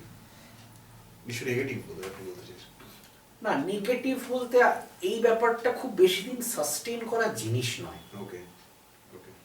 তার কারণটাই একটা, যে খুব বেশি দিন কিন্তু ইলিউশন থাকতে পারে, এই ইলিউশনটা থাকতে না পারে, বাবলটা ফাটবে। ফাটবে, এটা থাকতে পারে না। হ্যাঁ, আপনি বলবেন তো? সেটাই আমার এই জায়গাটাতে এটাই মানে বক্তব্য। যেমন আমি এই প্রসঙ্গে একটা অন্য কথা মনে পড়লো, হ্যাঁ। যে এই কিছুদিন আগেই যখন আমরা এই আধুনিক জিনিস নিয়ে কাজ করছি, আমি ইস্থেটিক্স নিয়ে একটু কাজ করছিলাম, তখন এই Literary theories and criticism beyond modernism, এই নামে আমি একটা কাজ করেছি। করার পর ওটার বাংলাও করা হয়েছে পরে। তো সেখানে আমি দেখছিলাম যে খুব আশ্চর্যজনকভাবে আমরা এই যে চাইনিজ, জাপানিজ, ইসলামিক এস্থেটিসিজম, এগুলোর সঙ্গে সবসময় আমরা একটা দেখাবার চেষ্টা করি যে নন্দন তত্ত্বের বা সাহিত্য তত্ত্বের একটা বিবর্তন। এমন অনেক কিছু আছে যেগুলো কিন্তু বিবর্তনের ধারাতেই আসেনি, সেটা সাডেনলি স্প্রাউটেড। সব কিছুর মধ্যে আমাকে একটা বিবর্তন দেখাতেই হবে, যে এই যে অ্যাপ্রোচগুলো হয়তো একটু ডিকনস্ট্রাকশনের ইম্প্যাক্ট আছে বলে এভাবে ভাবতে পেরেছি, যে তা সেই জায়গাগুলোকে নিয়ে দেখছিলাম যে টার্ন অফ ইভেন্টস বিভিন্ন সময়ে, এই যেমন রবীন্দ্রনাথকে নিয়ে আমার মনে হয়েছিল যে গীতাঞ্জলির 100 বছরে ছোটবেলাটা স্বাভাবিকভাবে মানিক বন্দ্যোপাধ্যায় সতীনাথ ভদ্রগীতে ঢোকার আগে রবীন্দ্রনাথের একটা মায়াজাল ছিল, এটা অস্বীকার করবো না। তা ভালো লাগতো খুবই।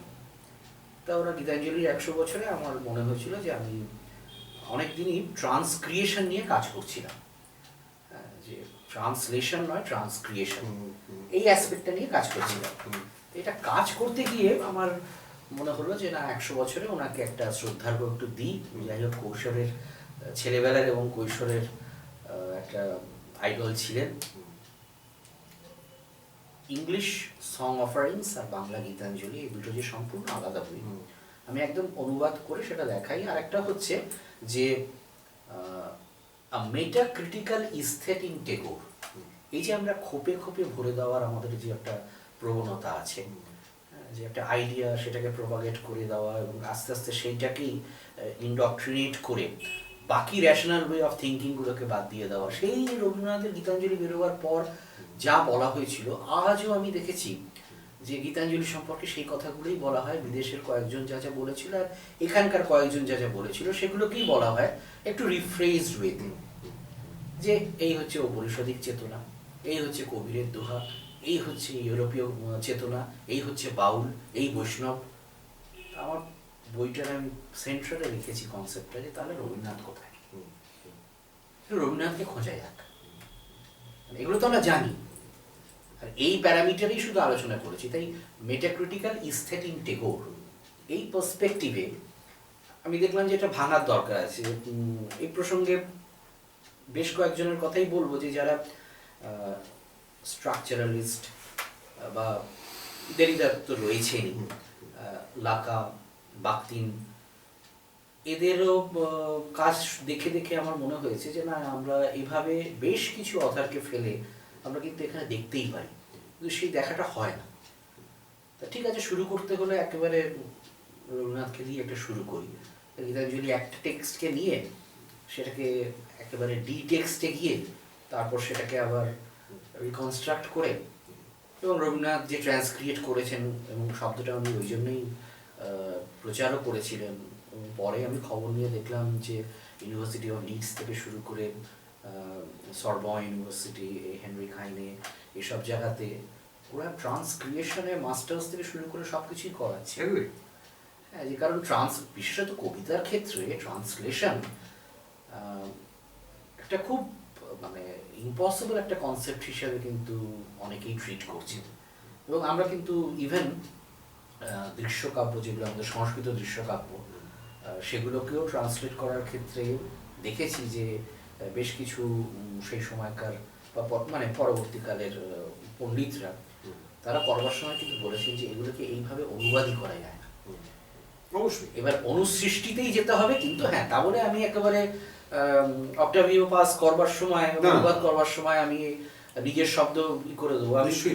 এই জায়গাগুলোতে মনে হয়েছিল যে এই যে এক একটা আনপ্রেডিক্টেবল এলিমেন্ট থাকে, বা দেখার পার্সপেক্টিভগুলোকে একটু চেঞ্জ করা, এই রেশনালিটি লিটমাস টেস্টে একটু যাতে মানে আমরা উতরতে পারি, সেই জায়গাগুলোর সময়টা হয়েছে। একটু একটু যে হচ্ছে না তা না, আর দিস উইল ফ্র্যাকচার, এবং ফ্র্যাকচার হওয়ার পর যেটা হয় যে কিছুদিনের একটা কিওস থাকে, দেন ফ্রম কিওস টু কসমস, ওই ফেজটার মধ্যে দিয়ে আমাদের পাস করতে হবে। চমৎকার বলে, কিওস টু কসমস, খুবই মানে আপনি শেষ করেছেন তো। আমার শেষ প্রশ্ন আপনাকে, যে যে যে চমৎকার একটা আমরা ভাষার নানান স্তর এবং তার সূত্রে নানান সংস্কৃতি এবং নানান আপনার যাপন কাজ সব নিয়ে আমরা কথা বললাম।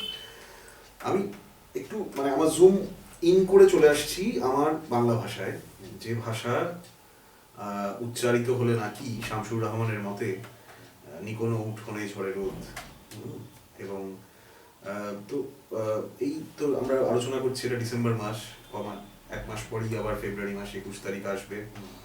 তো আমার একটা ভাষা, আমার গর্ব, যেখানে আমার ভাষার জন্য মানুষ প্রাণ দিয়েছে সারা পৃথিবীতে যাবে বাংলা, এবং সেই ভাষার প্রাণ দেওয়ার ইতিহাস, আমরা নানান মানে বাংলাদেশের মুক্তিযুদ্ধ এবং তার 52 ভাষা আন্দোলন, এগুলোর কথা আমরা শুনে তার ভাষা চেতনা যে কোথায় যেতে পারে, কোন রেভলিউশন হতে পারে একটা সভ্যতায়, তার একটা এপিটম এখন অব্দি।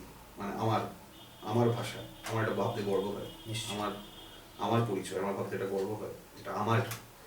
সে ভাষা ওই ওখানেই ছিল। শামসুর রহমান বলছেন যে মায়ের মতোই হয়তো সে সুযোগ্য সম্মান পাচ্ছে না, কিন্তু সেই ভাষা আমার, এবং সেইটা উচ্চারণ আমি করছি, এবং সেটা আন্তর্জাতিক একটা বোধহয় 4র্থ স্থানে আছে মানুষ যা বলে।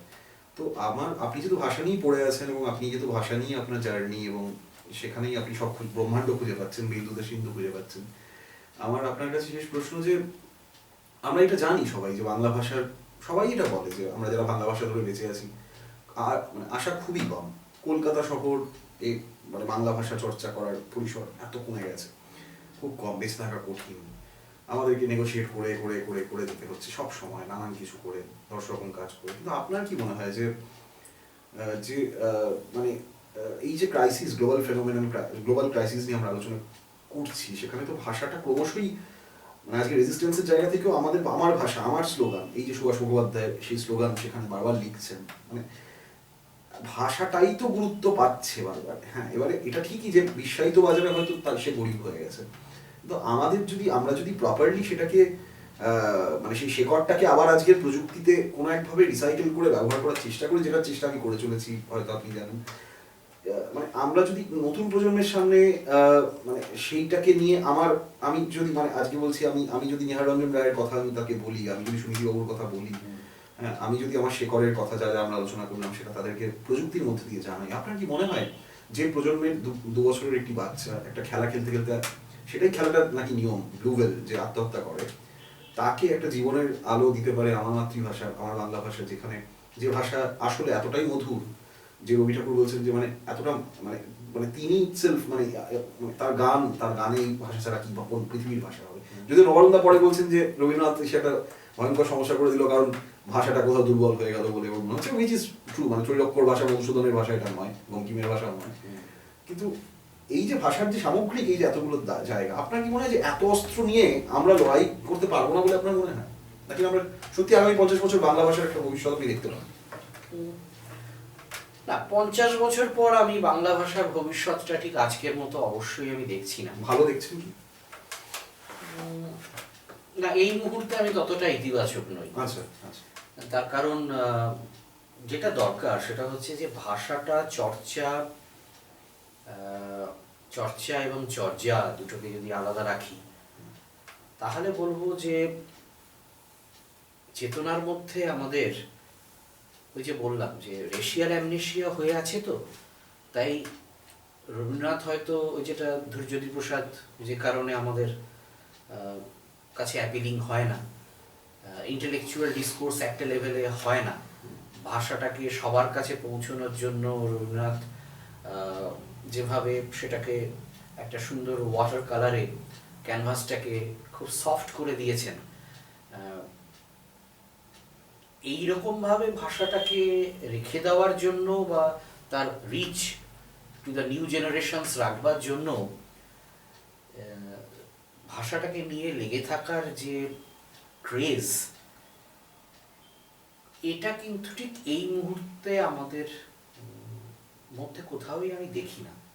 যেটা দেখছি সেটা হচ্ছে যে এই রেশিয়াল অ্যামনেশিয়া থেকে বেরিয়ে আসার জন্য, ফর এক্সাম্পল একটা সিম্পল, আমরা স্কুলে বাংলার চর্চাকে নেই তুলে দিয়েছি, নেই, উঠে গেছে গত বছর, হ্যাঁ, ছাত্রের অভাবে। এবারে আস্তে আস্তে ইংলিশ মিডিয়াম স্কুলগুলোতেও ল্যাঙ্গুয়েজ হিসাবে যে দুটো ল্যাঙ্গুয়েজ পড়তেই হচ্ছিল নেই, বাংলা চলে গেল আস্তে আস্তে। এবং বাংলা না জানাটা যখন একটা গর্বের জায়গায় চলে যায়, তখন কিন্তু আমার মনে হয় যে ঠিক এই একইভাবে মানে বাংলা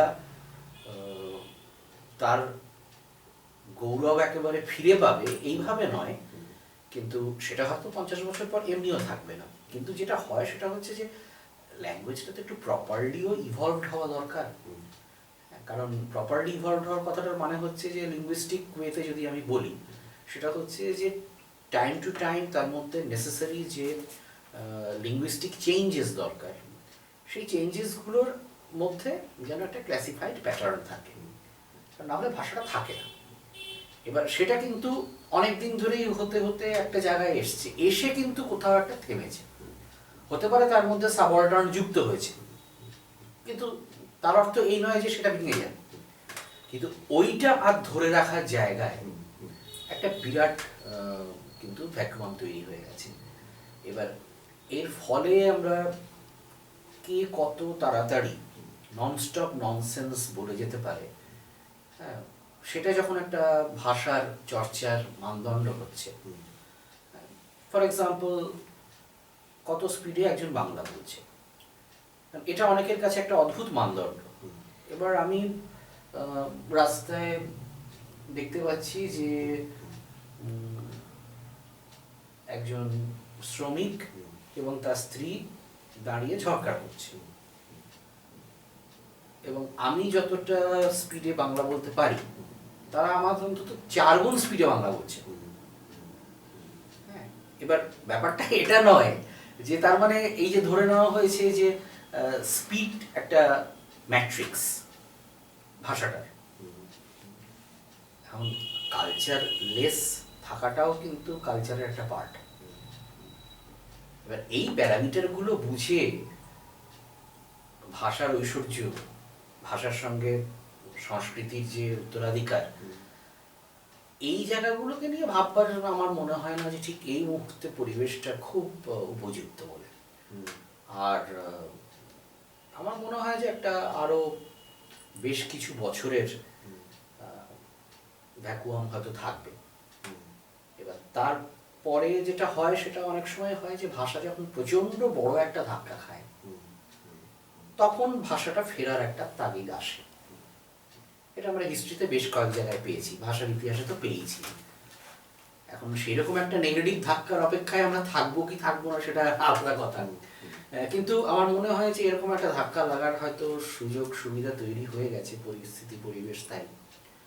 এবার তারপর বাংলাটা কিরকম হবে 50 বছর পর, এই ফ্রেম এই প্যারামিটার থাকবে না বাংলার। কারণ যে 369টা ভাষা লিঙ্গুইস্টিক ব্রিলিয়ান্স এবং এক্সকুইজিট লিঙ্গুইস্টিক এক্সেলেন্সে উঠেছিল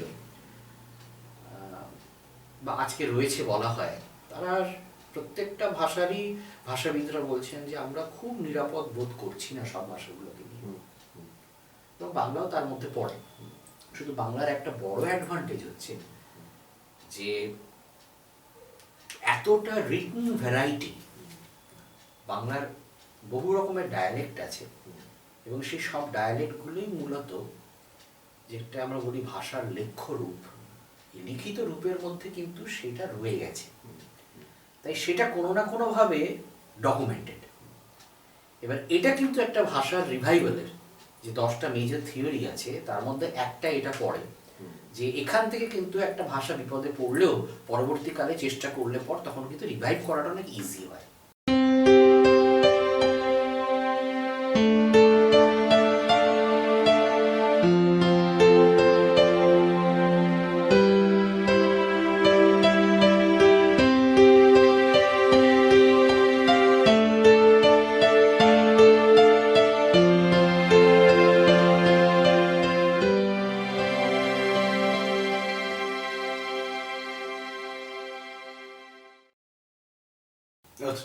যেহেতু সেটা ওইভাবে ডকুমেন্টেড আছে, আমরা পুরুলিয়ার ইন্টিরিয়ারের ডায়ালেক্টও আজকে ডকুমেন্টেড, সিলেটেরও বা চট্টগ্রামেরও ইন্টিরিয়ারের ডায়ালেক্ট কিন্তু আজকে রেকর্ডেড। সুতরাং আজকে কোনো অসুবিধা হলে মাঝখানে যদি একটা 40 বছর 30 বছর লোকে বাংলা না পড়ে, যারা পড়বে না তারাই বঞ্চিত হবে। কিন্তু ভাষাটা আমার মনে হয় না যে একদম হারিয়ে যাওয়ার মতো জায়গায় আসবে, কারণ এই ডকুমেন্টেশনটার একটা খুব পজিটিভ অ্যাসপেক্ট হচ্ছে, ভাষার তাত্ত্বিকরা বলেন, ভাষার ইতিহাস নিয়ে যারা কাজ করেছেন, বা তার মধ্যে থেকে আমি যদি একটু ইতিহাস দর্শন বা ফিলোসফি অফ হিস্ট্রি দিয়ে একটু দেখার চেষ্টা করি, তাহলে দেখবো যে রিভাইটালাইজেশন প্রসেসের মধ্যে ওটা কিন্তু খুব একটা ভাইটাল ইনগ্রেডিয়েন্ট পজিটিভ অ্যাঙ্গেলের। যে যদি কখনো ওই রকম স্ট্রেসে পড়ে তাহলে কিন্তু ভাষাটাকে তোলার উপাদানগুলো আমাদের কাছে রইল। কিন্তু এর থেকে বেশি পজিটিভ পিকচার আমি এই মুহূর্তে খুব একটা দিতে পারবো না। হ্যাঁ, কারণ এইটা খুব ইন্টারেস্টিং পয়েন্ট আপনি বললেন যে শেষে মানে কারণ বাংলা ভাষা এমন একটা ভাষা যেটা ভীষণ ভীষণ ফ্লেক্সিবল, খুব স্যাক্রোস্যান্ট নয়, আর মানে প্রতি 10 পা অন্তর ভাষাটা বদলে বদলে যায়। হ্যাঁ, মানে আমাদের সুরও তেমনি আর কি, মানে বদলে বদলে যায়। এবং এবং এবং সেটা এই নানান রিজিয়নের ভাষা আপনি যেটা বলছেন তাদের সাথে কথা বললেই বোঝা যায় যে সেটা কত ফ্লেক্সিবল এবং কত মানে কতটাই আর কি, মানে কতটাই তার মধ্যে তার ব্যাপ্তির পরিসরটা আছে যেটা যেটা বদলাচ্ছে, চেহারা তার রূপ বদলাচ্ছে, কিন্তু কোডটা একই রয়েছে। যেটা নিয়ে অসামান্য একটা স্টাডি আমি পড়েছিলাম, আমার খুব ইন্টারেস্টিং মনে পড়লো, ভূপেন্দ্রনাথ দত্তের একটা লেখা, যেখানে উনি বারবার ক্লেম করছেন যে মানে আমাদের গোটা এই যে দেশটা, সেটা তো আসলে একটা ভাষা, মানে সংস্কৃতরই নানান এক্সটেনশনে ভাষাগুলো বিবর্তিত। ফলত যখন উনি ব্রিটিশ বিরোধী কনটেক্সটে বলছেন যে আমাদের মধ্যে তো প্রবল সম্ভাবনা রয়েছে আমরা ইউনাইট করতে পারি, কারণ আমাদের ভাষার কোডটা তো এক, এবং সেখান থেকে নানান জায়গায় বম্বেতে একভাবে হিন্দি এই সেই হয়েছে, কিন্তু কোডটা যেহেতু এক, এবং আমাদের এবং বুদ্ধদেব বসু যখন ওর এবং রবি ঠাকুরও যখন ওর রামায়ণ ইন্টারপ্রিটেশনে যাচ্ছে, বা বলছেন যে ঘরে ঘরে ঘরে ঘরে জিনিসটা মুখে মুখে মুখে মুখে ডেভেলপ করেছে, এবং জিনিসটা ফাইনালি ওই প্রবন্ধটা বিখ্যাত, যেটা থেকে মানে আমি বলছি মেঘদূত প্রবন্ধটা বলে সম্ভবত আমার যতদূর মনে পড়ছে রবি ঠাকুরের, এবং ঋত্বিক ঘটক যেখান থেকে ওই কোডটা করছে ইতরের দেশ, যুক্তি ক্রমশ তারপরে ইতরের দেশে প্রবেশ করেছে, মনে পড়ছে তো? মানে আমি বলতে চাইছি যে এই কনটেক্সটে কোথাও কি আমাদের ভাষার তার মানে একটা ভবিষ্যতের জায়গা আপনি বলছেন যে রয়েছে, মানে আমি অনেক কিছু উদাহরণ দিয়ে ফেললাম, হঠাৎ মনে পড়লো, কিন্তু না না, ভাষার অবশ্যই বাংলার তুলনামূলকভাবে মানে বাংলাকে শেষ করতে হলে অন্য ভাষার চেয়ে একটু বেশি পরিশ্রম করতে হবে, এবং বাঙালি ততটা পরিশ্রমী হয়তো নয়, কিন্তু তাহলেও আমি বলবো যে যতই কুঠারাঘাত হোক, ল্যাঙ্গুয়েজের মধ্যে ইটসেলফ যে পোটেনশিয়ালটা রয়েছে বাংলার, সেটা সেই জায়গাটায় অন্তত আরো কিছুদিন থাকতে পারবে। আর যেটা বললাম যে যেভাবে হিব্রু হারিয়ে গিয়েও আবার ফিরে এসে আজকে প্রত্যেকটা এটিএম এ পর্যন্ত ইসরায়েল ওরা ব্যাপারটাকে ফিরিয়ে আনতে পেরেছে, এটা একটা সাংঘাতিক কাজ, কঠিন কাজ।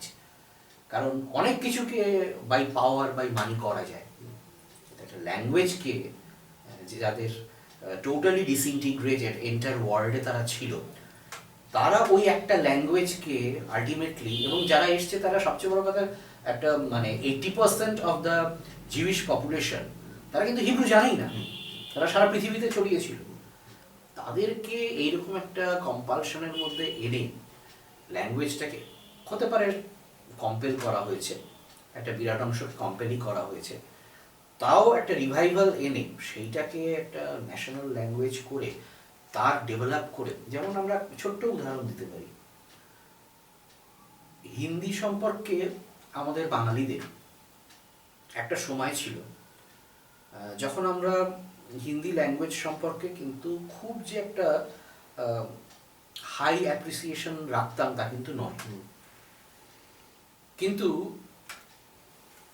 যেটা আমরা ইউজুয়ালি ল্যাঙ্গুয়েজ হেজিমনি বলি, একেবারে সেই জিনিসটা ঢুকে যাওয়ার পর কিন্তু যে প্লাস পয়েন্টটা হলো সেটা হচ্ছে যে সারা পৃথিবীর কাজ হিন্দিতে অনুবাদ হতে শুরু করলো, আস্তে আস্তে ল্যাঙ্গুয়েজটার মধ্যে গ্রোথ আরম্ভ হলো।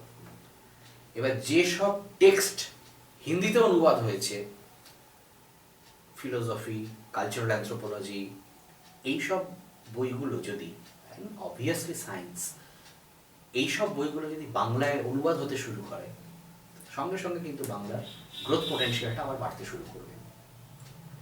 এই একটা জায়গাতে আমি দেখলাম যে এটা আমার মানে ছোটবেলা থেকে আজকের মধ্যে আমি পরিষ্কার লক্ষ্য করলাম যে হিন্দির কি জায়গা ছিল এবং সেখান থেকে হিন্দি কোন জায়গায় গেছে। এবার সেটা কিন্তু শুধুমাত্র জোর করে চাপিয়ে দেওয়ার কনসেপ্ট থেকেও নয়, ল্যাঙ্গুয়েজটা যেটাকে আমরা ভাষাতত্ত্বে বলি গ্রোথ ফ্রম উইদিন, এই উইদিনটা কিন্তু হতে পারলো সারা পৃথিবীর বিভিন্ন কাজ এরা সব শুরু করলো, সে সুযোগটা হয়তো তাদের দেওয়া হয়েছে। কিন্তু আমাদের বাংলা তো সো কল্ড এডুকেটেড এবং ইন্টেলেকচুয়ালদের অভাব ছিল না, কিন্তু এটা কিন্তু আমাদের করা উচিত ছিল। তাহলে আমাদের গ্রোথ পোটেনশিয়ালটা, যেটাকে গ্রোথ ফ্রম উইদিন বলে, যেটা একটা কন্টিনিউয়াস প্রসেস, সেই প্রসেসটা কিন্তু আজকে একটু ধাক্কা খেয়েছে। আমি ভাষা বন্ধনে ইন্টারেস্ট নিয়েছিলাম তখনই এই জন্যই নিয়েছিলাম যে যখন সারা ভারতের কাজ আমরা বাংলায় করব, এই আইডিয়াটা আমরা নিয়েছি এবং সাম্প্রতিক ভারত মানে যে হ্যাঁ সাম্প্রতিক ভারত এক্স্যাক্টলি, যে সেটা আমরা নিতে আরম্ভ করব। তো এই জায়গাটাতে আমার মনে হয়েছে যে গ্রোথের জায়গাটা বুদ্ধিজীবীরা যদি সত্যি এবং একাডেমিশিয়ানসরা যদি ধূর্তজীবী না হয়ে একটু এদিকটাতেই থাকেন, একটু একাডেমিক ওয়ার্ল্ডটাকে নিয়ে ভাবেন, তাহলে কিন্তু আমার মনে হয় যে রিসার্চগুলোকে যেমন সেন্টার করে দিচ্ছে, যে বিদেশে স্কুলের প্রজেক্টগুলোতে ওরা বলছে যে তোমরা যে ভাষাগুলো ডেড তাদের উত্তরাধিকারদের কাছে যাও, গিয়ে প্রজেক্ট করো, করে ডকুমেন্টেশন করো। এই সেন্সাসের উপর ফেলে রাখছে না, স্কুল লেভেলের ছাত্রছাত্রীদের দিয়ে এই কাজগুলো করাতে করাতে করাতে করাতে আস্তে আস্তে ব্যাপারটাকে কিন্তু তুলে নিচ্ছে। এরকম প্রচুর দেশের আমি উদাহরণ দিতে পারি। আমাদের এরকম কোনো প্রজেক্টই নেই। আমাদের এখানে যখন ল্যাঙ্গুয়েজ রিভাইটালাইজেশনের ওপর প্রস্তাব এসছে, সবচেয়ে দুঃখের বিষয় হচ্ছে সারা ভারত থেকে একটা রিপ্লাই যায়নি যে তোমরা এটাতে পার্টিসিপেট করো এবং তোমাদের কি ইনপুট আছে সেগুলো নিয়ে এসো। সুতরাং এখানে আমাদের ইন্টেলিজেন্সিয়ার যদি একটু মানে যারা তাদের পজিশন এবং ফিতে কাটার বাইরে এই জায়গাগুলোতে আরেকটু সময় দেন, আমার মনে হয় যে তাহলে কিন্তু এতটা ব্লিক হয় না ভাষার চিত্রটা, বা ভাষাকে কেন্দ্র করে আমাদের যে পুরো চিন্তাভাবনার জগৎটা রয়েছে সেটা। আর এটা ঠিক কথা যে মাতৃভাষার মাধ্যমে ফ্রয়েডও সেই কথাটা বলছেন, নিও ফ্রয়েডিয়ানরাও সেই কথা বলছেন যে ল্যাঙ্গুয়েজ ফ্লেক্সিবিলিটি একটা বাচ্চার যা থাকে অন্তত 8 বছর 7-8 বছর পর্যন্ত যদি সেটা মাতৃভাষার মাধ্যমে হয়, তাহলে তার কনসিয়াসনেসের ফ্লেক্সিবিলিটি অনেক বেশি হয়। আর যেটা বলে যে মানে আজকে সাইকোবায়োকেমিস্ট্রি এই কথাটা বলে যে সেলগুলো খুব ভালো চার্জড থাকে, যে ধরনের কেমিক্যালস আমাদের এই ভাষার জন্য সবচেয়ে বেশি কাজে আসে সেগুলো ইগনাইটেড থাকে, চার্জ থাকে, ট্রিগার থাকে, যেটা হওয়া খুব দরকার। তাই জন্য একটা বাচ্চা 3-4টে ভাষাও শিখতে পারে, অসুবিধা হয় না। কিন্তু যদি সেটা মাতৃভাষার মাধ্যমে তার ব্যাপারটা শুরু হয়, তাহলে তার কনফিডেন্স লেভেল এবং বুদ্ধি, আবেগ এগুলোর সঙ্গে পারিপার্শ্বিককে মানিয়ে নেওয়া, মানে বোঝার ক্ষমতাটা, আন্ডারস্ট্যান্ডিং অফ দ্য সারাউন্ডিং, এটা তো একটা খুব বড় শিক্ষা। এটা তো কেউ আঙুল দিয়ে সবসময় শেখায় না, এটা সেই ভাষার রেজোনেন্স থেকেই সে শেখে। সেখানেই ভাষা ইনস্টিংক্টের সঙ্গে অ্যাসোসিয়েটেড, প্রবৃত্তির সঙ্গে। সেই জায়গাটাতে যদি আমি একজনকে বলি যে না তুমি আমাকে বাবা ডাকবে না, পপস বলো, হ্যাঁ, আমার ব্যক্তিগত অভিজ্ঞতা থেকেই বলছি এটা। মানে কিছুদিন আগেই একজন নিজের বাবাকে যখন হাই পপস বলে ডাকছে, আমি আর থাকতে পারলাম না আর কি। সেইটা শুনেই মনে হলো যে সে যখন জোর করে ব্যাপারটা তার মধ্যে কিন্তু ইনডক্ট্রিনেট করেই ফেলেছে, সে আর আজকে বাবাকে বাবা ডাকছে না, ছোটবেলা থেকে অভ্যাস হয়ে গেছে তার সেটা।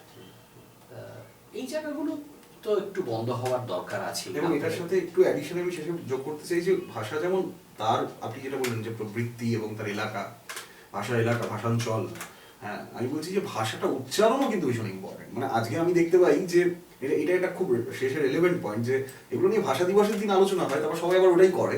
সেটা হচ্ছে যে উচ্চারণের সময় আমি বলছি যে ধরুন মানে এই যে আমি শব্দক্ষেপণ, আমার উচ্চারণ, এর ভেতরেই তো আমার লালিত শিক্ষা এবং বড় হয়ে ওঠা, আমার পড়াশোনা সবটা জড়িয়ে আছে। আমি শুধু ভাষাটা শিখলাম কিন্তু তার ব্যবহারের সময় কেন কি ইত্যাদি বললাম, যেগুলো বাংলা ভাষার একেবারেই নয় বা কোনো ভাষার মধ্যেই যা ছিল না। মানে আমি বলছি যে একটা বিশ্বায়িত চেহারা আমি উচ্চারণে, আমার আচরণে, আমার শব্দক্ষেপণে, আমার শারীরিক ভাষায় প্রকাশিত হচ্ছে। ইটস অ্যানাদার রিজন অফ ভাষার মৃত্যু।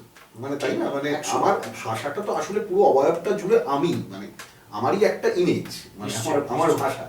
হ্যাঁ, সেখানে আমি দেবর্ষী যে ভাষাটা বলছি আপনার সামনে, আপনি অভিজ্ঞবাবু সেই ভাষাটা বলছেন, যে ভাষাটার হয়তো আজকে শপিং মলে ফুড কোর্টে গেলে সেই ভাষাটার চর্চাটা আবার আমরা দেখবো একটা অদ্ভুত বাংলা ভাষা বলা হচ্ছে, আবার বনগাঁ একটা গ্রামে গিয়ে দেখবো একই বাংলা ভাষা, আবার না তার মানে এই যে পলিটিক্যাল সিনটা যেটা আপনি শুরুতেই বলছিলেন, তো এইটা বোধহয় আমাদের মাথায় রাখা দরকার যে আমরা যখন শব্দক্ষেপণে যাবো এবং যখন আমাদের বাংলা ভাষাটা আমরা বলবো, আপনার নিশ্চয়ই মনে হয় যে সেটা কিন্তু আমরা যেন কনসিয়াস থাকি যে যেটা আমরা শুনছি এটাও সেটা সেই শোনাটা আমার সংস্কৃতিটাও যেন তার মধ্যে মিশে আছে, এটা একটু কনসিয়াসনেস বোধ হয়। এটা খুবই দরকার। এই মাঝখানে দেখা গেছিল যে একটা ইউএস একটা স্টাডি করে যে আমরা দেখি না যে হলিউড ফিল্মসে এত স্ল্যাং কেন।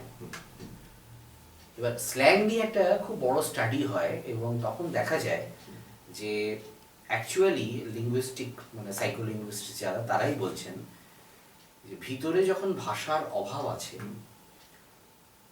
শব্দের অভাব আছে, তখন কিন্তু তার একটা ডিফেন্স মেকানিজম সাপ্লাই দেবেই, সে বারবার স্ল্যাং ইউজ করবে। Okay, it is a psychological desperation, okay, unconscious desperation. সেটা কিন্তু আমরা অপভাষার একটা অন্য মাধুর্য আছে, সেটা যখন আলাদা করে ব্যবহার করছি দ্যাট ইজ ডিফারেন্ট। কিন্তু the want of expression and words যেটা ভিতরে কাজ করছে, সেটা থেকে কিন্তু ভীষণ স্ল্যাংয়ের ইউজ হয়। তখন ওরা ল্যাঙ্গুয়েজ স্টাডি, আমি 1979-80 কথা বলছি, তখন আবার ফিরিয়ে তারা ল্যাঙ্গুয়েজ স্টাডি নিয়ে আসলো যে না, আমরা অন্তত 7-8 পর্যন্ত ল্যাঙ্গুয়েজটাকে রাখবই এবং তারপরে যে সাবজেক্ট পড়ছে তার সাপোর্টিভ যে ল্যাঙ্গুয়েজ দরকার, যে লিঙ্গুইস্টিক ইডিয়াম অ্যান্ড ফ্রেজিওলজি দরকার, সেটাকে আমরা দেব, কিন্তু ল্যাঙ্গুয়েজটার দরকার আছে। এবং এই অ্যাব্রিভিয়েশন বাদ দাও, বিভিন্ন জায়গা থেকে বড় বড় রাস্তায় পোস্টার পড়লো, তার প্রথম পোস্টারটাই খুব মজার ছিল, সেটা হচ্ছে যে ডোন্ট ইউজ অ্যাপস, মানে অ্যাব্রিভিয়েশন কথাটাও পুরো বলতে অভ্যস্ত ছিল না। হ্যাঁ, সুতরাং এই যে পরিবর্তনগুলো, এটা কিন্তু একটা সচেতন প্রয়াসে হয়েছে। সুতরাং ভাষা এবং আমি এবং আমার আইডেন্টিটি, নিজেকে যে অবয়বে আমি দেখতে পাচ্ছি, নিজের সঙ্গে যখন আমি কথা বলছি, সেইখানে সত্যি তো অনেক ভাষার, আমরা তো জানি যে এখনো অনেক ভাষা তৈরি হয়নি, শব্দ তৈরি হয়নি, এমন অনেক জায়গা আছে। আমার বাবা একটা বই উদ্বোধনে বলেছিলেন এই ব্যাপারটাকে নিয়ে, যে এখনো তো আমরা বলি যে শরীর কেমন লাগছে, বলে কেমন যেন লাগছে। হ্যাঁ, এই কেমন যেনটা তো আমরা কোনো একটা শব্দ এখনো বার করতে পারি, মন কেমন, হ্যাঁ, এই যে শব্দগুলো তো আমরা বারই করতে পারিনি এখন। সুতরাং আমাদের এখনো অনেক অজানা অনুভূতি নিয়ে ঘর করতে হয়, সেগুলোর শব্দ আমরা এখনো দিতে পারিনি। সুতরাং সেটা তো আরো অনেক পরের কাজ, কিন্তু সেগুলোও ভাববার মানুষ আছেন, সেগুলো নিয়েও ভাবছেন এমন মানুষ আছেন। কিন্তু the language, identity, the society, surrounding, and the language as a living embodiment of culture, এই বৃত্তটার মধ্যে আমার মনে হয় যে একটু নিজেকে বাঁধার দরকার আছে, না হলে আমাদের ডিসইন্টিগ্রেশনটা আরো তাড়াতাড়ি আরম্ভ হবে।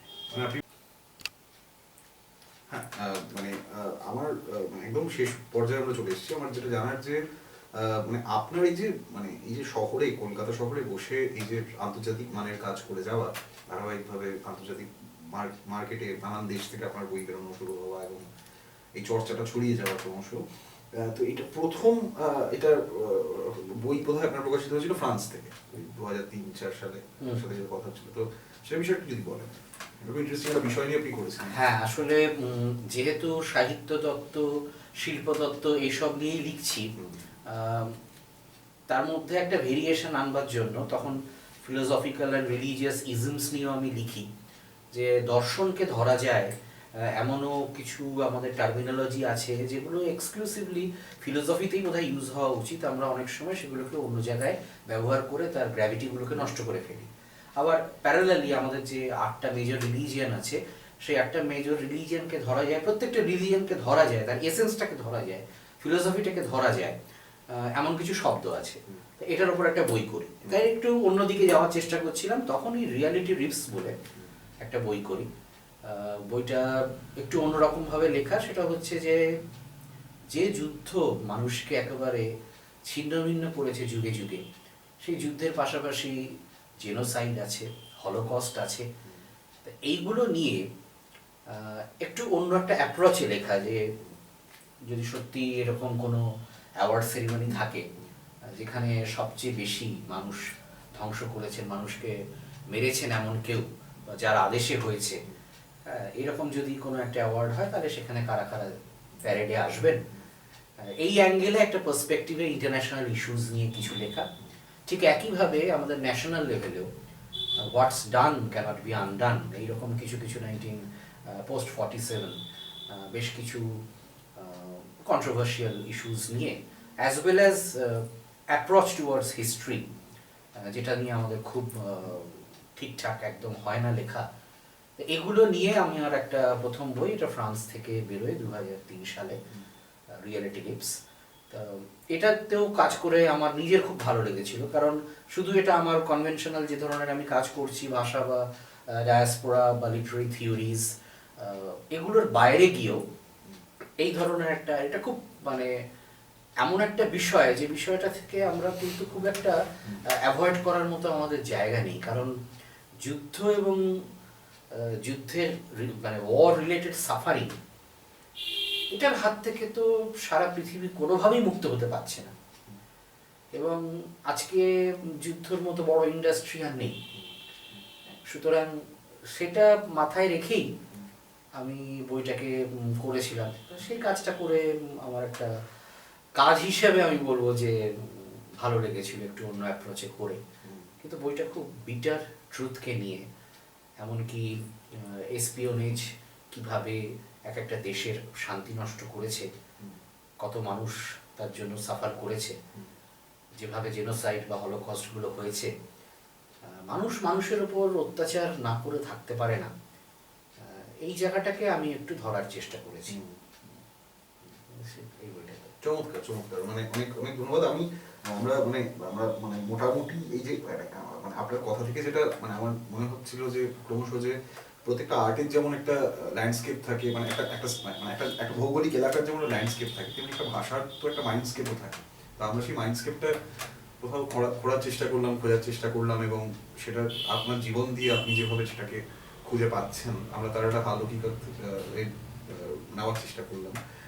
এবং যেটা মনে হয় আমাদের এই শূন্যতা, যার কথা আপনি শুরুতেই বলছিলেন, সেটাকে কিছুটা হয়তো যারা শুনছেন বা শুনবেন, তাদের হয়তো এটা কোথাও একটা গিয়ে তাদের একটা কোথাও একটা কাজে লাগবে মনে হয়। হয়তো তারা কোথাও একটা হেল্প পাবে এই আলোচনাটা থেকে, আপনার এই ভাষার মৃত্যু এবং আমাদের ভাষার মৃত্যুর হাত থেকে পরিত্রাণের উপায়, এই জায়গাটা। অনেক ধন্যবাদ আপনাকে এবং নমস্কার। আমারও কথা বলে খুব ভালো লাগলো। Thank you so much.